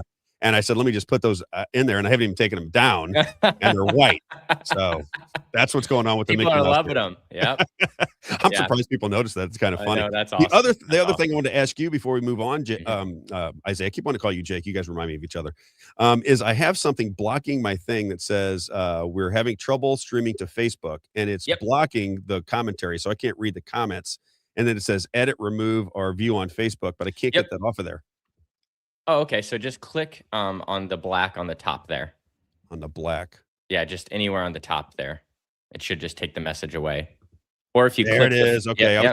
Once I click outside the box, I can get there. I was wondering if you were getting the message too. I was like, I hope you can get that. I'd rather see him. So Elaine, she's been around forever, finally made it here. So I think people have been trying to find us. Let's see, her private browser's been around. Too bad Sandra wasn't elected when we had the chance. A lot of fans of Sandra. Yeah.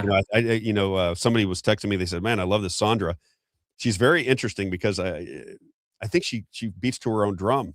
I've watched her opinions kind of I've watched her opinions kind of I don't know what the word for it is, but shift just a little bit as information becomes available. And I think that's the way all people should be.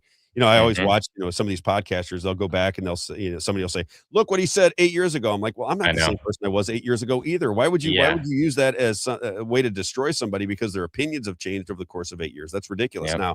But that seems to be the way of the world, is if you start to get attention and you start to make headway, there are going to be people that are coming after you. There's nothing we can do about it. It is. We march on, Isaiah. You just continue. We just continue. We got to talk about Eric Swalwell just a little bit. I want to remind the audience that when I was doing my original podcast, episode number 30, very difficult to find, as I'm starting to recognize, but they used to be out all over the place. Was it episode 30? I'm sorry, episode 32 or 33. I take it back. It was about Eric Swalwell. And back in the old days when I would do my show, it was on Spotify, so I didn't get taken down from everywhere. It was on Spotify, and I would play a 2-minute clip of music. And that was the show, right? So that was going to be the premise of the show. So I would say, what was I'm very superstitious was the second one, for example. Okay. And then I would talk about those kind of things that were going on in the news, right? Through the song. And I would kind of talk through the song for the first 2 minutes. That I didn't know where I was going with that. Sandra and I just talked about that yesterday. She goes, I'll explain something. Then I'm like, where was I going to go with that particular story? Oh, it was Swalwell. Swalwell was like, we did it to Little China Girl. Little China Girl. Now listen, Fang. You told me that sometimes even when you do parody, they will take you down. When you do music. So I don't know if I sound enough like David Bowie. Little China Girl. Let me see if they take that away from us. But if they don't, we did a podcast to Eric Swalwell and what a knucklehead he is. Now he's big time in the news. He's from California. He is a swarmy fellow. I think most people would agree. And now he's getting busted because there's a video of him out there with what looks to be, he's married with children, right? Yep. And it looks to be that he is out there with woman of the night, shall we call him? Right? Yep. Is that what we're to take of it? Have people Oh, seen yeah. this video? I wonder, is the media showing this video on like corporate television? Do you have any idea? I don't watch. I don't any of watch it anymore. corporate news, so that's my don't problem either. is I don't watch it. I would love to know if this is happening, but here is. I know they are talking about the issue. I did see a clip of Representative Luna. She was talking about how there's more prosecutions that are going to come besides that, but that's the only thing that I saw. Are they in regards to this. prosecutions or are they just? Or sorry, resignations. Sorry, resignations. Okay. I was thinking about the Epstein files for a second. Yeah. All right. So no, the resignations that are going to come from Congress specifically. Let's watch this video together. This is Eric Swalwell. What looks to be in a hotel room wherever he's at with another guy maybe and a woman of the night. And someone taking a video. Very aggressive kiss he gives this young lady. Check it out. Ugh. Oh my gosh. Look at that, man. He is going to wow. Holy cow. Wow. Look at that. One more time for the people in the back row. Yep. Here we go. From the very beginning. Let that whole thing play out. Is it just that part and then that's it? Just that clip. Yep. Ugh. I know. Jeez. I'm assuming this is real because it's I'm assuming this is real because it's all over the place. Eric Swalwell is somebody that you could pay attention to for 5 minutes and recognize that he's not dealing with a full deck. It's not surprising to me at all that as somebody who has the reputation to protect and has a family at home, a public figure, that he'd be caught in a situation like that. My question to the audience is, what's going down there? Because it seems almost impossible to believe that anybody would in the public eye would do something where there's a camera there, that would do something that could be recorded. It just seems almost unbelievable that Eric Swalwell, a member of Congress and a relatively powerful member of Congress, would put himself in this position. Is this a secret camera? Is this somebody trying to frame him? Is this something that is 5 years old? He was the front runner for governor until then. Yeah. He was going to be the governor of California most likely. And now not so much. What's your take on it? What is your take? Do you think that he was set up? Do you think that I think it's always a setup. You know what I mean? Because I'm assuming, like, I was just thinking through this last night as I watched that, and I thought, that seems like a crazy story because if you're going there and you're going to have, I think it's getting ready to go down there, if you understand what I'm saying. Right. So this is a female prostitute or some kind of floozy. And it's got to be his room. Isn't that his room? Yeah. That's He's not taking this back room. to some random person's room where they can have him I on met you at video. the bar. Let's go to your hotel room. Right. Exactly. I feel like there's Secret Service that have to be in absolutely that's my point. Some vicinity. You know what I mean? It's the same thing with Bill Clinton. When you read the Epstein files and you look at the flight logs, it says, 8 Secret Service agents, 3 girls, 13, 14, 15 years old, and Jeffrey Epstein flying together, right? It's correct. They're going to be around in the vicinity in some way. So they're going to be people watching you at some level, right? So how does he get into this position? The whole thing seems very strange to me. It reminds me of the I think we talked about this on the phone yesterday, the Rudy Giuliani situation with the Borat movie. Yes. How did Rudy Giuliani get himself into that situation? Right? You mentioned that when we were on the phone, you mentioned that to me, and I was going to play that clip today. Yeah. Now we're finding out that because of some of the restrictions, we can't even play movie clips on the show. I had several that I was going to play today because I want to break it up with either something that is comedy or something that is a movie clip. And here we go with all the restrictions. Kind of a bummer. I don't know why anybody would care. I would think if you saw a clip of a movie, it'd be like an advertisement that would make somebody want to go see the movie, but they restricted. I'm not showing the whole movie. I'm showing the whole industry, the entertainment industry is just, I think it's run by probably Satanists, and they're all money hungry and that's all they care about. How can I get my payday? And I want to make sure someone else can't use it if I'm not getting paid for it. Is there a pay? Like if I want to play a 6-minute clip from the movie Network. Oh, I'm sure it's millions of dollars. Way to go about this. Oh yeah. Really? I'm sure it's hundreds of thousands at least just to play a clip. There's there's probably some I think there's things that you can subscribe to if I'm talking off the top of my head just from memory if I'm remembering correctly, but I think there's even things we could subscribe to get rights and different things like that. That's how it works in the church world. Is there's licensing companies that allow you to play the songs, the worship songs and different things like that. So I'm sure if we went and followed the rules and did the right thing, we could pay enough money to play clips. But one more time, one more time. Exactly. One more time with the Eric Swalwell deal. Yeah. Give me that one more video, and then okay. I want to see what this girl looks like because I didn't really pay attention to it. I was paying attention to Eric Swalwell. Now he goes in. Now if you're listening and not watching, he goes in with his mouth open like he's getting ready to eat an apple with one bite, and he goes after this woman. I can't really see her all that much. Can you see her at all? I just want to make sure it's not his wife. No, that's not his wife. She looks like 18 years old. And the cell phone there. I found that interesting that she's got her cell phone too. So one more time. Let me see that again. Yeah, he either is so she's got her cell phone out. And look at him. And look, that guy's got his cell phone too. You see in the bottom right corner right there? Look right there. Yep. The guy's got his cell phone too out. So there's two dudes and a girl. I've been in hotels I traveled for 35 years. That is clearly a hotel. That's exactly where they put the mirror because you're coming out of the bathroom and they want the mirror right there. So that's definitely a hotel. Yep. Look at his shirt button down like he's Danny Terry. I know. That's why I'm wondering, did he just get so intoxicated that he's just not aware as much around what's going on here, or his guard was down? Are these Secret Service agents that are seen in the video with him, you know what I mean, that are just letting him do whatever he needs to do? He's got his shoes off, and the other guy's got his shoes on, so it looks like he's getting ready to go to work. Yeah, very strange. Very strange operation. Nancy Mace made mention of it. Let's get clip 16 up and running. So here is Nancy Mace. She's been very outspoken about the Epstein files. She believes that there are a lot of sexual assault victims of Congress members, and she wanted to get all that information out there. So she made a public statement about this and went on to several of the corporate outlets and media outlets to talk about Eric Swalwell. Clip number 16, Nancy Mace. So you believe that Eric Swalwell will be kicked out of Congress this week? I do, and I believe that Tony Gonzalez will be right behind him.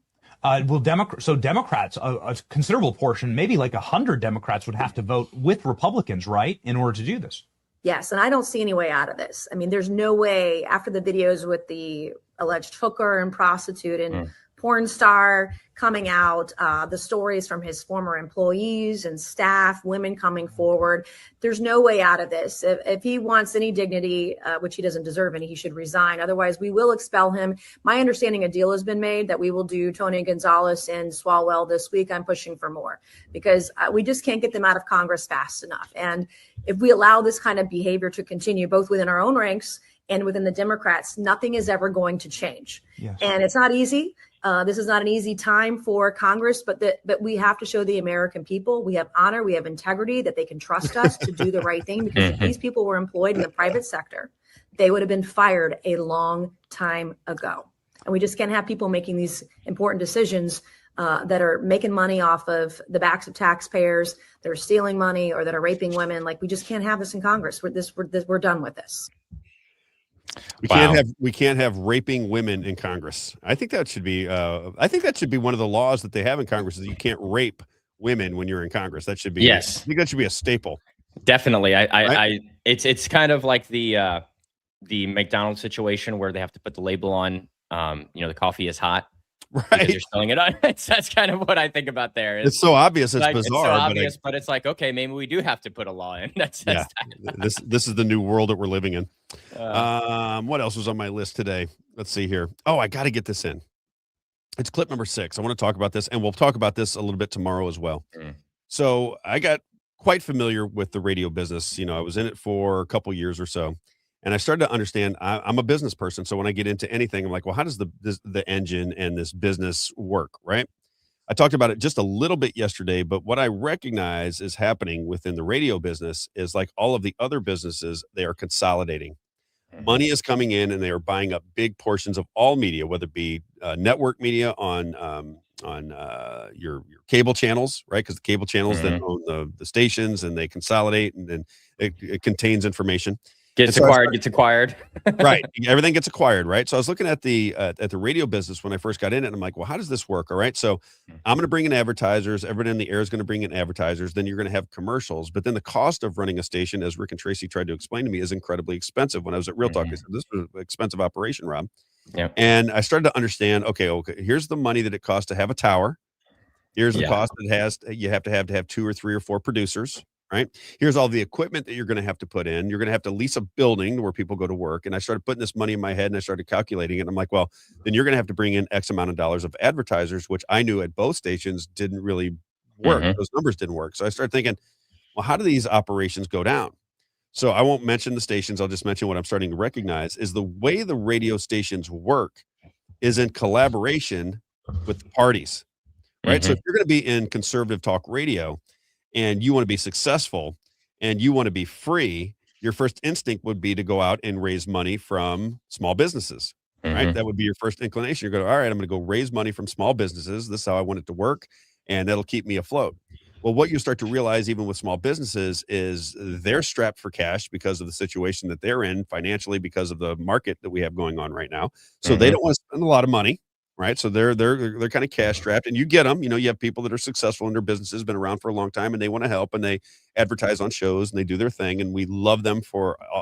I mean, I can't tell you how personal it gets for me with these advertisers. It means something to me, big time, right? But there's not enough. There's never enough to fill up your advertising space. At neither station that I worked with, in my opinion. Yeah. So what they begin to do is they begin to sell their soul. That's what begins to happen. And I'm not saying this happened at Real Talk, but I say that this does happen out there in the radio world because you can watch it happen. What begins to take shape is you have the Republican establishment or the Democrat establishment, depending on what you're listening to. And they come into the radio stations and they begin to say, listen, we want to buy into your advertising. All of our candidates are going to come on your air. There's going to be 70 House reps. They're going to be up for a re-election. There's going to be 18 senators that are going to be up for re-election. And we want to advertise with you. Yeah. Right now we got big money coming in because we have all this influx of cash for candidates that want to advertise on your station. Right. Wow. But what happens when that goes down? I just want people to recognize how money influences everything. If you can't keep your lights on because you can't raise enough money, and then here comes somebody that can help you out by saying, listen, we're going to advertise on your station. They don't necessarily tell you that you can't rip them apart. They just distance themselves from you if you are ripping them apart, and then you can't do business with one of the only entities that makes the whole operation run. Does that make sense? Oh, yeah. So keep 100%. Keep that in the back of your mind. And I want to talk about St. Louis radio now. Okay. Odyssey Radio is, I believe, the second largest radio operation in the country. Odyssey Radio was bought by a group organized by George Soros. That is in Missouri. That is 97.1, and that is KMOX Radio. Okay. Now, it doesn't mean that they don't get into Republican politics and they don't cover things that are very important to people. I don't mean to say that at all. But there are lines that you're not going to be able to cross when you get into corporate radio. That's it. Yep. It's as simple as that. It's probably the reason that I needed to move out of the radio world just in general, not necessarily any particular station, but just out of that world, because I want to talk about what I think is influential to people and is meaningful in their lives. The consolidation of media, everybody knew about. They said, oh, there's 6 media organizations. They own all of the media. Then what you got to watch on social media was Larry Ellison by TikTok, which is where all the young people were getting information about Israel. Then you have somebody who is pro-Israel go in with the power of the United States government to take this business TikTok away from its rightful owners, which a lot of investors were from America, and turn it over to Larry Ellison, who swears allegiance to Israel. Okay. That's what happened in TikTok. And David Ellison is the CEO of Paramount. I don't know if you know that. That's exactly right. They're basically buying everything up. That whole organization is buying up. The Ellison family is buying up everything on that side of the fence. And it's very important that people understand that this is happening, because you think you're getting real information and you don't recognize that there are guardrails around everything that you're hearing. That is why you never feel like you're getting the real truth. And you're always like, well, I don't know what to believe. Well, it's because the money that disseminates the message is being controlled by big money and consolidation efforts to make sure that only what they want you to hear is out there in a big way. People like me, I would venture to say, just as somebody who's been watching podcasting and listening to radio and doing that things, I'm as talented as most of the people that are in this space. So you would think that there'd be money flowing in and say, boy, we got to get Robb out there. He's got a great voice. He's trying to change things up. He shows up for work every day. He's got a lot of people that are following him. He is very influential. He knows how to sell. He knows how to make points very clear. We're going to get behind him. Well, that's not going to happen. That's not, we have to do this because there's no chance that that's going to happen. All right. You have to understand 0.000 chance that that happens. All right. The big money does not want guys like me getting in their way. That is a let me get my thing out here. That's the fact, Jack. That's a fact, Jack. That's a fact, Right? Jack. I'm positive of that. All right. I'm very critical of myself. I'm very self-aware. I've got a pimple in my cheek right now that's driving me absolutely crazy. I'm very aware of myself. Okay. Good and bad. I'm telling you that as somebody who's been doing this for quite some time and watching my competitors, I can compete with any of them. I just can't get the big corporate money. I won't sell my soul for the big corporate money. I'm not going to do that. You'll recognize that that's not the headspace that I'm in. Having said that, we talked about Odyssey Radio. We talked about Larry Ellison. And now let's play this clip. This is about what is going on in the radio world right underneath your nose that not many people understand, but I do because I'm now in it. It is the Max Blumenthal clip, if you don't mind, clip number 6 about the Trump family buying up another very large radio operation called Salem Radio. Clip number 6. Media is an Israeli foreign agent. It is listed in a Foreign Agent Registration Act form with the Department of Justice as the delivery mechanism for a major contract between Israel's foreign ministry and Clock Tower Strategies through a German firm called Havas to propagandize the American public. We're talking about $10 million of direct payments to podcasters and influencers, as well as hundreds of millions of dollars to cover the deliverables.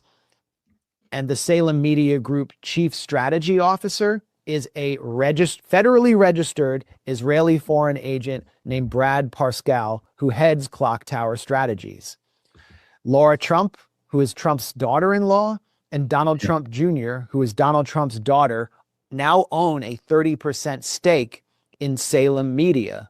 So they have effectively merged through this foreign agent business deal with the Israeli foreign ministry. The Trump family has merged with the Israeli foreign ministry.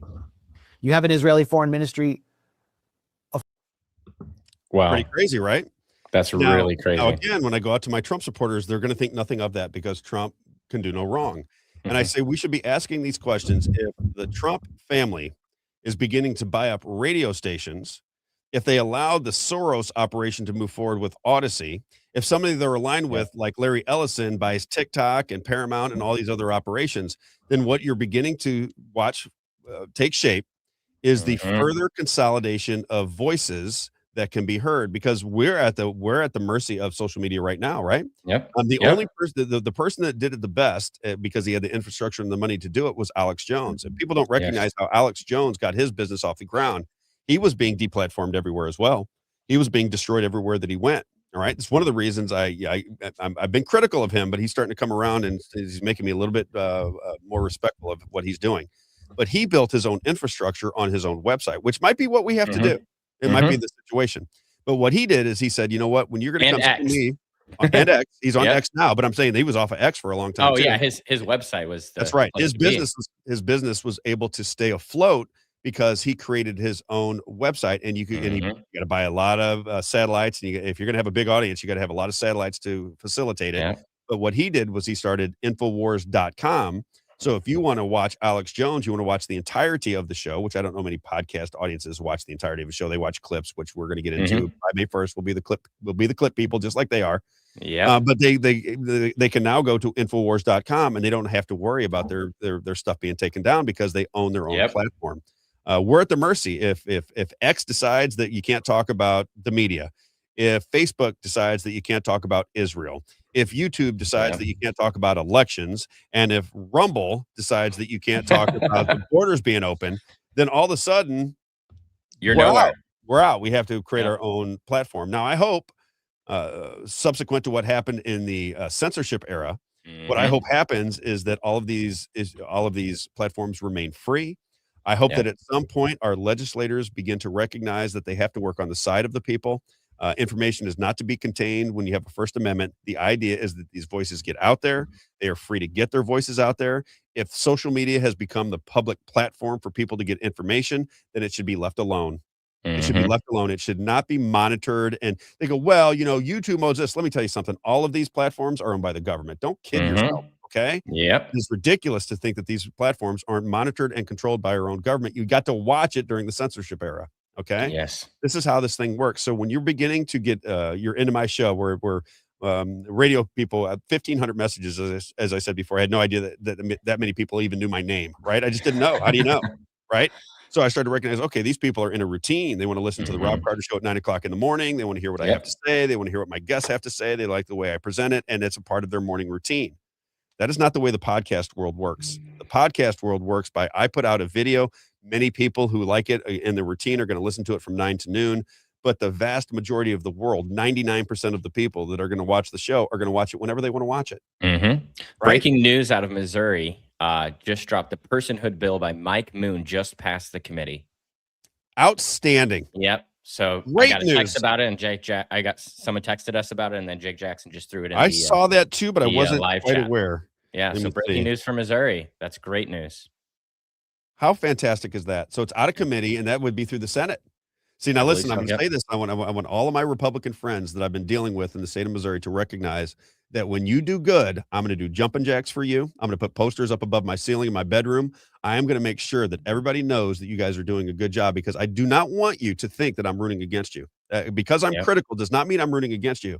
It means that I'm rooting for you. I want to be involved in the conversation, because we bring a lot of people inside of your tent. All we're asking for is honest conversations with people. If we've got it wrong, you're more than welcome to come on and say, Rob, you're a moron. Here's the way the system actually works. You got this thing all wrong. You're aggravating us because you're creating problems for us. I'll entertain those conversations, and you can have them right here on my show. Yeah. And would prefer it. Really. I would like to be wrong. I want to be wrong. I'm not in this to make Robb Carter some internet sensation. That is not my strategy. Anybody that knows me knows that's not the case. I say all the time, Isaiah, when I first started, I went under the Robb Show. Yep. And it was all audio, because I did not want anybody who didn't know me to recognize that I was out there. I'm not looking for this fight. I promise you, I'm not looking for this fight.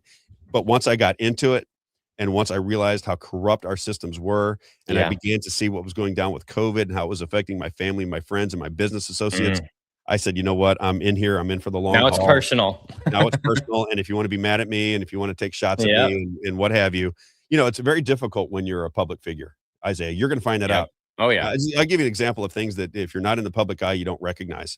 Going to the bathroom when you're in public is different when people recognize who you are. Yep. You know how many times I've been in some place in St. Louis where I go to the bathroom and somebody follows me in there. Oh, and I don't know what they're following me in there for, but I'm not saying they're trying to kill me, but they figure out to be in a space where I can have a conversation with me if I have to go to the bathroom. I don't want people looking at me. I don't want people coming up out of the blue and begin to have conversations with me when I'm my headspace. Recognize you at the stoplight. I had this conversation, Isaiah, with my daughter. My daughter did a TikTok video, and she was like 12 or 13 years old, and she did a TikTok video. She was staying the night with her friends. And they do a TikTok video, and she comes home. She goes, Daddy, check this out. I forget what the number was. It was some outrageous. Hundreds of thousands of people have watched this TikTok video. And I'm thinking, okay, pedophiles galore is what I'm thinking, right? Because she's a 12-year-old doing gymnastic videos. And I said, honey, let's talk about fame for just a minute. And so I sat her down, and I said, do you want to be famous? And she goes, yes, like very excited about it. She goes, yes. And I said, well, let me explain how fame would work. And I said, if you are famous, it seems really cool that everybody's going to recognize you when you go out. It's going to be really cool. Everybody's going to be fawning over you because you're this super cool person, because they see you on television or they recognize your face, blah, blah, blah. I said, but just as easily as all that adulation comes your way, nobody's going to like everybody. You have to understand that. That creates a lot of situations. And I started going through all of the people that were very famous, like an Elvis Presley or Janis Joplin, or, there's all kinds of famous people that committed suicide, drug overdoses, drug problems. I said, because you can't get away from fame. Fame at a certain level, and I'm not there, but I'm not putting myself in that category, because somebody will say that too. No, but you've seen it so many times with all these people that have come and go. Exactly. And I told her, I said, fame is something that you got to be very careful to wish for, because fame can be the ultimate destruction of your life. It is certainly something that I'm not interested in. Now, I want my show to be as big as possible, because I want to have influence over the political system. That's really what it's about. And not me, us. I want us to have a seat at the table. I want our people that have been saying, hey, this system's corrupt. We need to make some changes.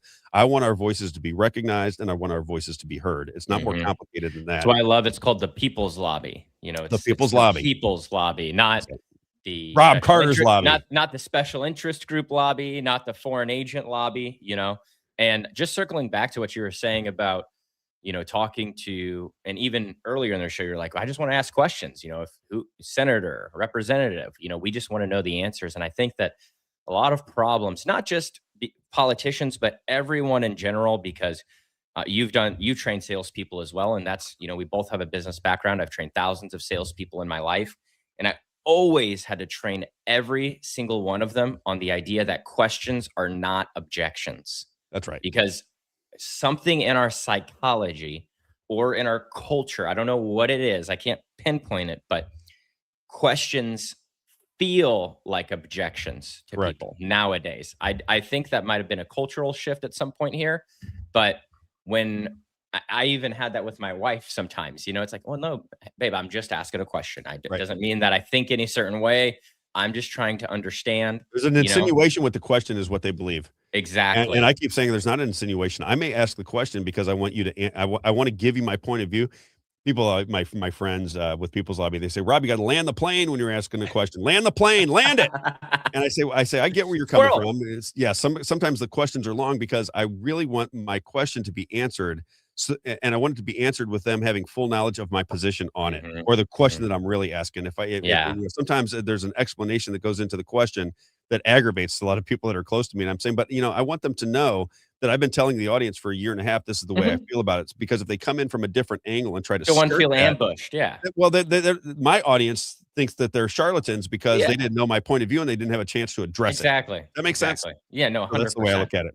No, I think that makes complete sense. We're going to run out of time. Anything you want to add, Isaiah? That's 3 hours. I think this has been the easier. financial industrial complex. That's all I could think about is how you'd sent me that long. I watched that long video, I don't know, a couple months ago about how everything goes back to the money. Like you were saying, is if you just follow the money and you follow the financial industrial complex, that's everything just continues to go back to that. And everything circles around money. Yep. Everything circles around currency. What was it I was listening to the other day when it said the whole world is based on currency? Was it the clip that we couldn't play from the network? Was that where it was? Yeah, I think it was. Yeah. Yep. That's what it was.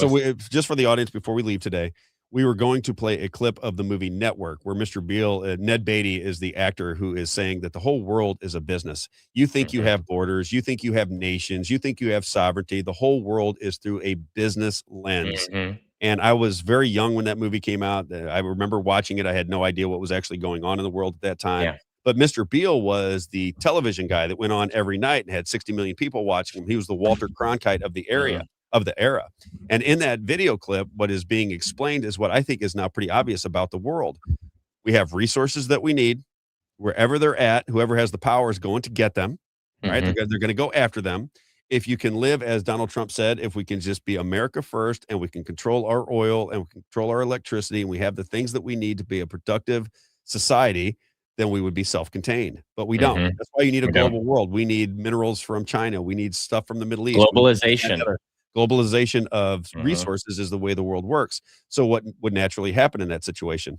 Corporations who have the ability to own those minerals and own those resources become just as powerful as the government. And then if you take it a step further, how are you trading with all of these different things? Well, it's through a currency. So those people who control the currency, the ability to print and disseminate currency, that is the root. What does the Bible say about money? Yeah, the love of money is the root of all evil. The love of money. Right? So if we know that the root of all evil is the love of money, wouldn't it just make sense that if people are evil and they can print the currency, you end up in a situation where you're having transgender surgery on 6-year-olds like they're doing in California? It would certainly make sense that you would have all of these performers that go out onto Hollywood and they have all of these different images of Satan going on. It would certainly make sense now that we know what's going on, that you would be trafficking young children, pedophiles, taboo postmodernism. And there's never anything done about it. I have my friend Mitch, he's one of my advertisers, and he's so caught up in what goes down with Epstein and child trafficking and all these. He can't sleep at night. He's got a young daughter. I can imagine. That hit him in the heart, and it just aggravates him so bad that nothing is being done about these situations. When Donald Trump said we have 300,000 kids that have been that have crossed the southern border under the Biden administration and went missing, you would think that would be the number one story in the media until every single one of those kids has been returned to a safe environment. But it's barely a mention. The only time you hear it talked about is on podcasts like this. Other than that, it's barely a blip in the news cycle. right? Yep. And that would lead you to believe that if there's a structure in this world that is, let's say, devilish or satanic or certainly not Christian, you would have control of the currency, you'd have control of the resources, you'd have control of the message, and you'd have control of the minds of young people. I heard from a CEO one time, there's like 5 pillars of society, and if you control them, I think it's 5, something like that. And it's like education, money. I can't remember them all off the top of my head, and he was talking to me from the perspective of he wanted to create companies in all those industries as a Christian man, so he could have an influence in those because he knew that those were the pillars of society, essentially. And it's true. sad. It's sad. It's really true because you can see it in the results. That's why I tell everybody, you don't have to wonder. All you have to do is monitor the results of your society, watch what direction it is going in, watch how the political system works, watch how the media consolidation begins to show itself right before you can't miss the media consolidation. It's unbelievable. When I was a kid, there was everybody was separate. There was media organizations, 50,000 different newspapers. You get information. Someone just talked about that in the chat, how it's like, the Boston Globe, I think, and there was another paper, I think they were saying they were at odds, and then all of a sudden now they print each other. Yeah. There you go. One buys the other, and then everything's hunky-dory. That's the way it works. Yep. I know we're at the end of the show, but DoorDash lady, I think we at least have to mention that. Let's do DoorDash. That's the beauty of having a show that is uncontained. Let's do the DoorDash lady. I wonder if people have an opinion on this. I wonder how many people saw it. Was this a big story? It was for me. I mean, I saw it. I'm like, oh my God, check this out. Yes. Did you think a lot of people got to check it out? I think.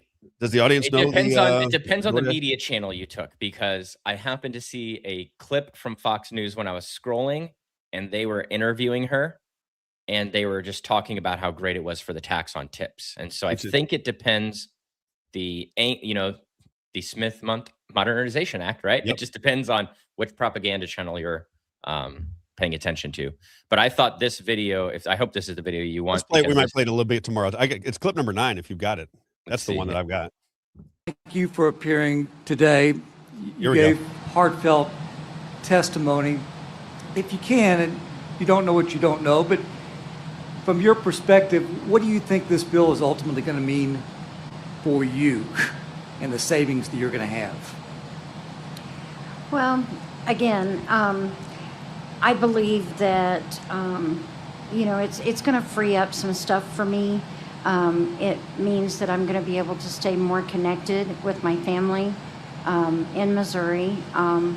It's going to help with any future treatments. God forbid that he has to have more treatments, but it will help more with that. Where do you live now? I leave tomorrow night. No, where do you live? Oh, I live in Arkansas. Okay. Final question for you. You've been very kind. Thank you. What do you think this policy, no tax on tips? I like being able to, just do what I need to do. And freeing up this extra money means quite a bit to my family. And Ms. Simmons, do you consider yourself to be wealthy or well-connected? Not at all. Thank you very much. Thank you all for appearing, and Mr. Chairman, I'll yield back. And then she is the one. Do we have the video? Can you find the video before we take off? Let's see. She is the one. So people didn't see that. So she seems to be some form of an actress who was plucked out to do a video with Donald Trump where she's delivering DoorDash to President Trump. And he asked her how much money she saved with the no tax on tips. And she said $11,000. And I'll ask the entire audience, and maybe your friends and family might know the answer as well. Is it even possible to have $11,000 in tips from DoorDash? Is that possible to have $11,000 in tips? I don't know. Seems like a lot of money in tips, but maybe it is. Maybe that's where the action's at. But she testified prior. She's from Arkansas, and then she is the person that is in the video with Donald Trump as she knocks on the office door to the Oval Office. Yeah, here I'll pull up the video so we can watch this is the way the video went down. The tips are part of that. Now I actually get to keep all of it. I've heard I a think lot this of is the promises video. from politicians. This is the first one I actually felt helped my pocket. Yeah, this is it. Yep. I feel a good tip coming, and I'm very grateful for that. Highly produced. Oh my gosh, to meet ridiculous. you. I have your DoorDash order for you. Look at this. This doesn't look staged. It does. I want to thank That's what I like about Trump. One of the things I love about him, actually. I know. It has helped my He's family no out filter. immensely. No. And I Smart enough to definitely recognize, appreciate it. too. Thank Of you. course. Man. There you go. Because I don't know how you saw this video, Rob, but I saw a iPhone clip of the delivery before all this production had rolled out, essentially. So someone that was just in the press was recording with their iPhone, and it was just, the DoorDash lady walking up to Trump. That's what I saw. And I, without even knowing any of this, oh my gosh, this is so produced. I can't believe Here we go with it. this. Well, he Right, said, here we go. Give him credit on that clip. He says, this doesn't look staged at all, does it? Yeah. But the problem that I have with it is that the Republicans, we will attack the left for doing the same thing. The guy who was in Minnesota and he's all over and he's on the news and he's the guy agitating all the stuff, the William Kelly guy. We'll attack them for doing that, but then we will do this. We're going to fly this lady all around to a hearing, a committee hearing, fly her to Washington, D.C. to get her delivered to Trump. And why like her? you They said, could have used anybody. That's what I want to know. And I just thought it was really funny that he also asked in that, I don't know if it was a committee hearing or what they were doing with her, but are you well connected? Right. He had to ask that question. I don't know why, but it's to make her look like she's just an ordinary citizen. Yeah, just a DoorDash grandma. That's what her t-shirt says, right? That's how does DoorDash work? Do you have any idea? I wonder how many people understand how DoorDash works, because if she's saving $11,000 on tips, right? So the tips go straight to the driver. That means that she saved all of the money on tips, all of it, right? So that math seems kind of crazy to me. That means she probably is making, what is it, $14,000-$15,000 in tips to save 11? Because I'm sure her, I wouldn't assume the tax would be very high. But if she's saving $11,000 in tips, that means that she's saving $11,000. Yeah, that she had to be making more than that because she was paying taxes on it originally. She's saving $11,000. That's above and beyond what she was already making. Yeah, on the tips, I right? guess that. Yeah, because I guess it depends on the verbiage. I don't have the verbiage in front of me. How do they word it? She said, "Is it $1,000?" Yeah. And I don't know if that's because she was making $11,000 in tips and so she was being taxed on that. And now she's saying, but she wouldn't save 11,000. She'd only that's take. That's what I wonder. Saving the money that she was going on taxes, right? Yeah. So say that was out of the 11,000, it was 2 or 3,000. Yeah, 2 or 3. So to save $11,000 seems. I got to see those tax returns. I know. Now that you mentioned that, because I am assuming in the way that I just positioned it to you that she's saving the 11,000. She's getting the full $11,000 because she's not being taxed at all. But she said she's saving $11,000, and that is the way it was produced. Because believe me, that was staged. So they wanted her to say $11,000, which again, if you're saving $11,000. I mean, if you're making 150 grand and you save $11,000, let's do the math. Let's just say that's pretty say good. 30%, right? So 11,000, and it wouldn't be that much anyway. She's you're not. I don't know if you're making 20%, maybe 20%, 55,000. She'd have to make like 50,000 in tips. It looks like 50,000 in just tips. Is that real? I don't know. Does DoorDash make that kind of money? I don't know. A lot of kids like DoorDash nowadays, but that's a lot of money. She said she lives in Arkansas, and she mentioned about moving from Missouri. So I imagine she lives somewhere where Sandra was talking about, maybe down there in the Boot Hill or something like that. And she couldn't find jobs, and that's why she lives in Fayetteville now. But that's what she talks about in the hearing is, we're having problems in Missouri, and then now she lives in Arkansas. And so that's just very interesting. Just an interesting situation. Yeah. Well, that's why I had to bring it up, because it was just so odd. And I think I said this to you, in the midst of a war, this is what we're doing. This is what we decide to do. These are the things that are important for the government to get out are no tax on tips in the middle of a war. Yeah, agreed. All right, everybody. Isaiah, good to see you. Thanks for everything. Sure. Absolutely. I guess we'll talk a little bit later on, get this out. We'll figure out what happened with Facebook again. We'll get this ironed out on May 1, everybody. May 1 is the date. That's why we're streaming to the 4 platforms, though, is because if it stops on Facebook, you're able to hop onto one of them that won't kick us off. Yeah, we'll figure out how to get it all worked up. Have a great day, everybody. We'll see you tomorrow morning at 9 a.m. on the Robb Carter Show.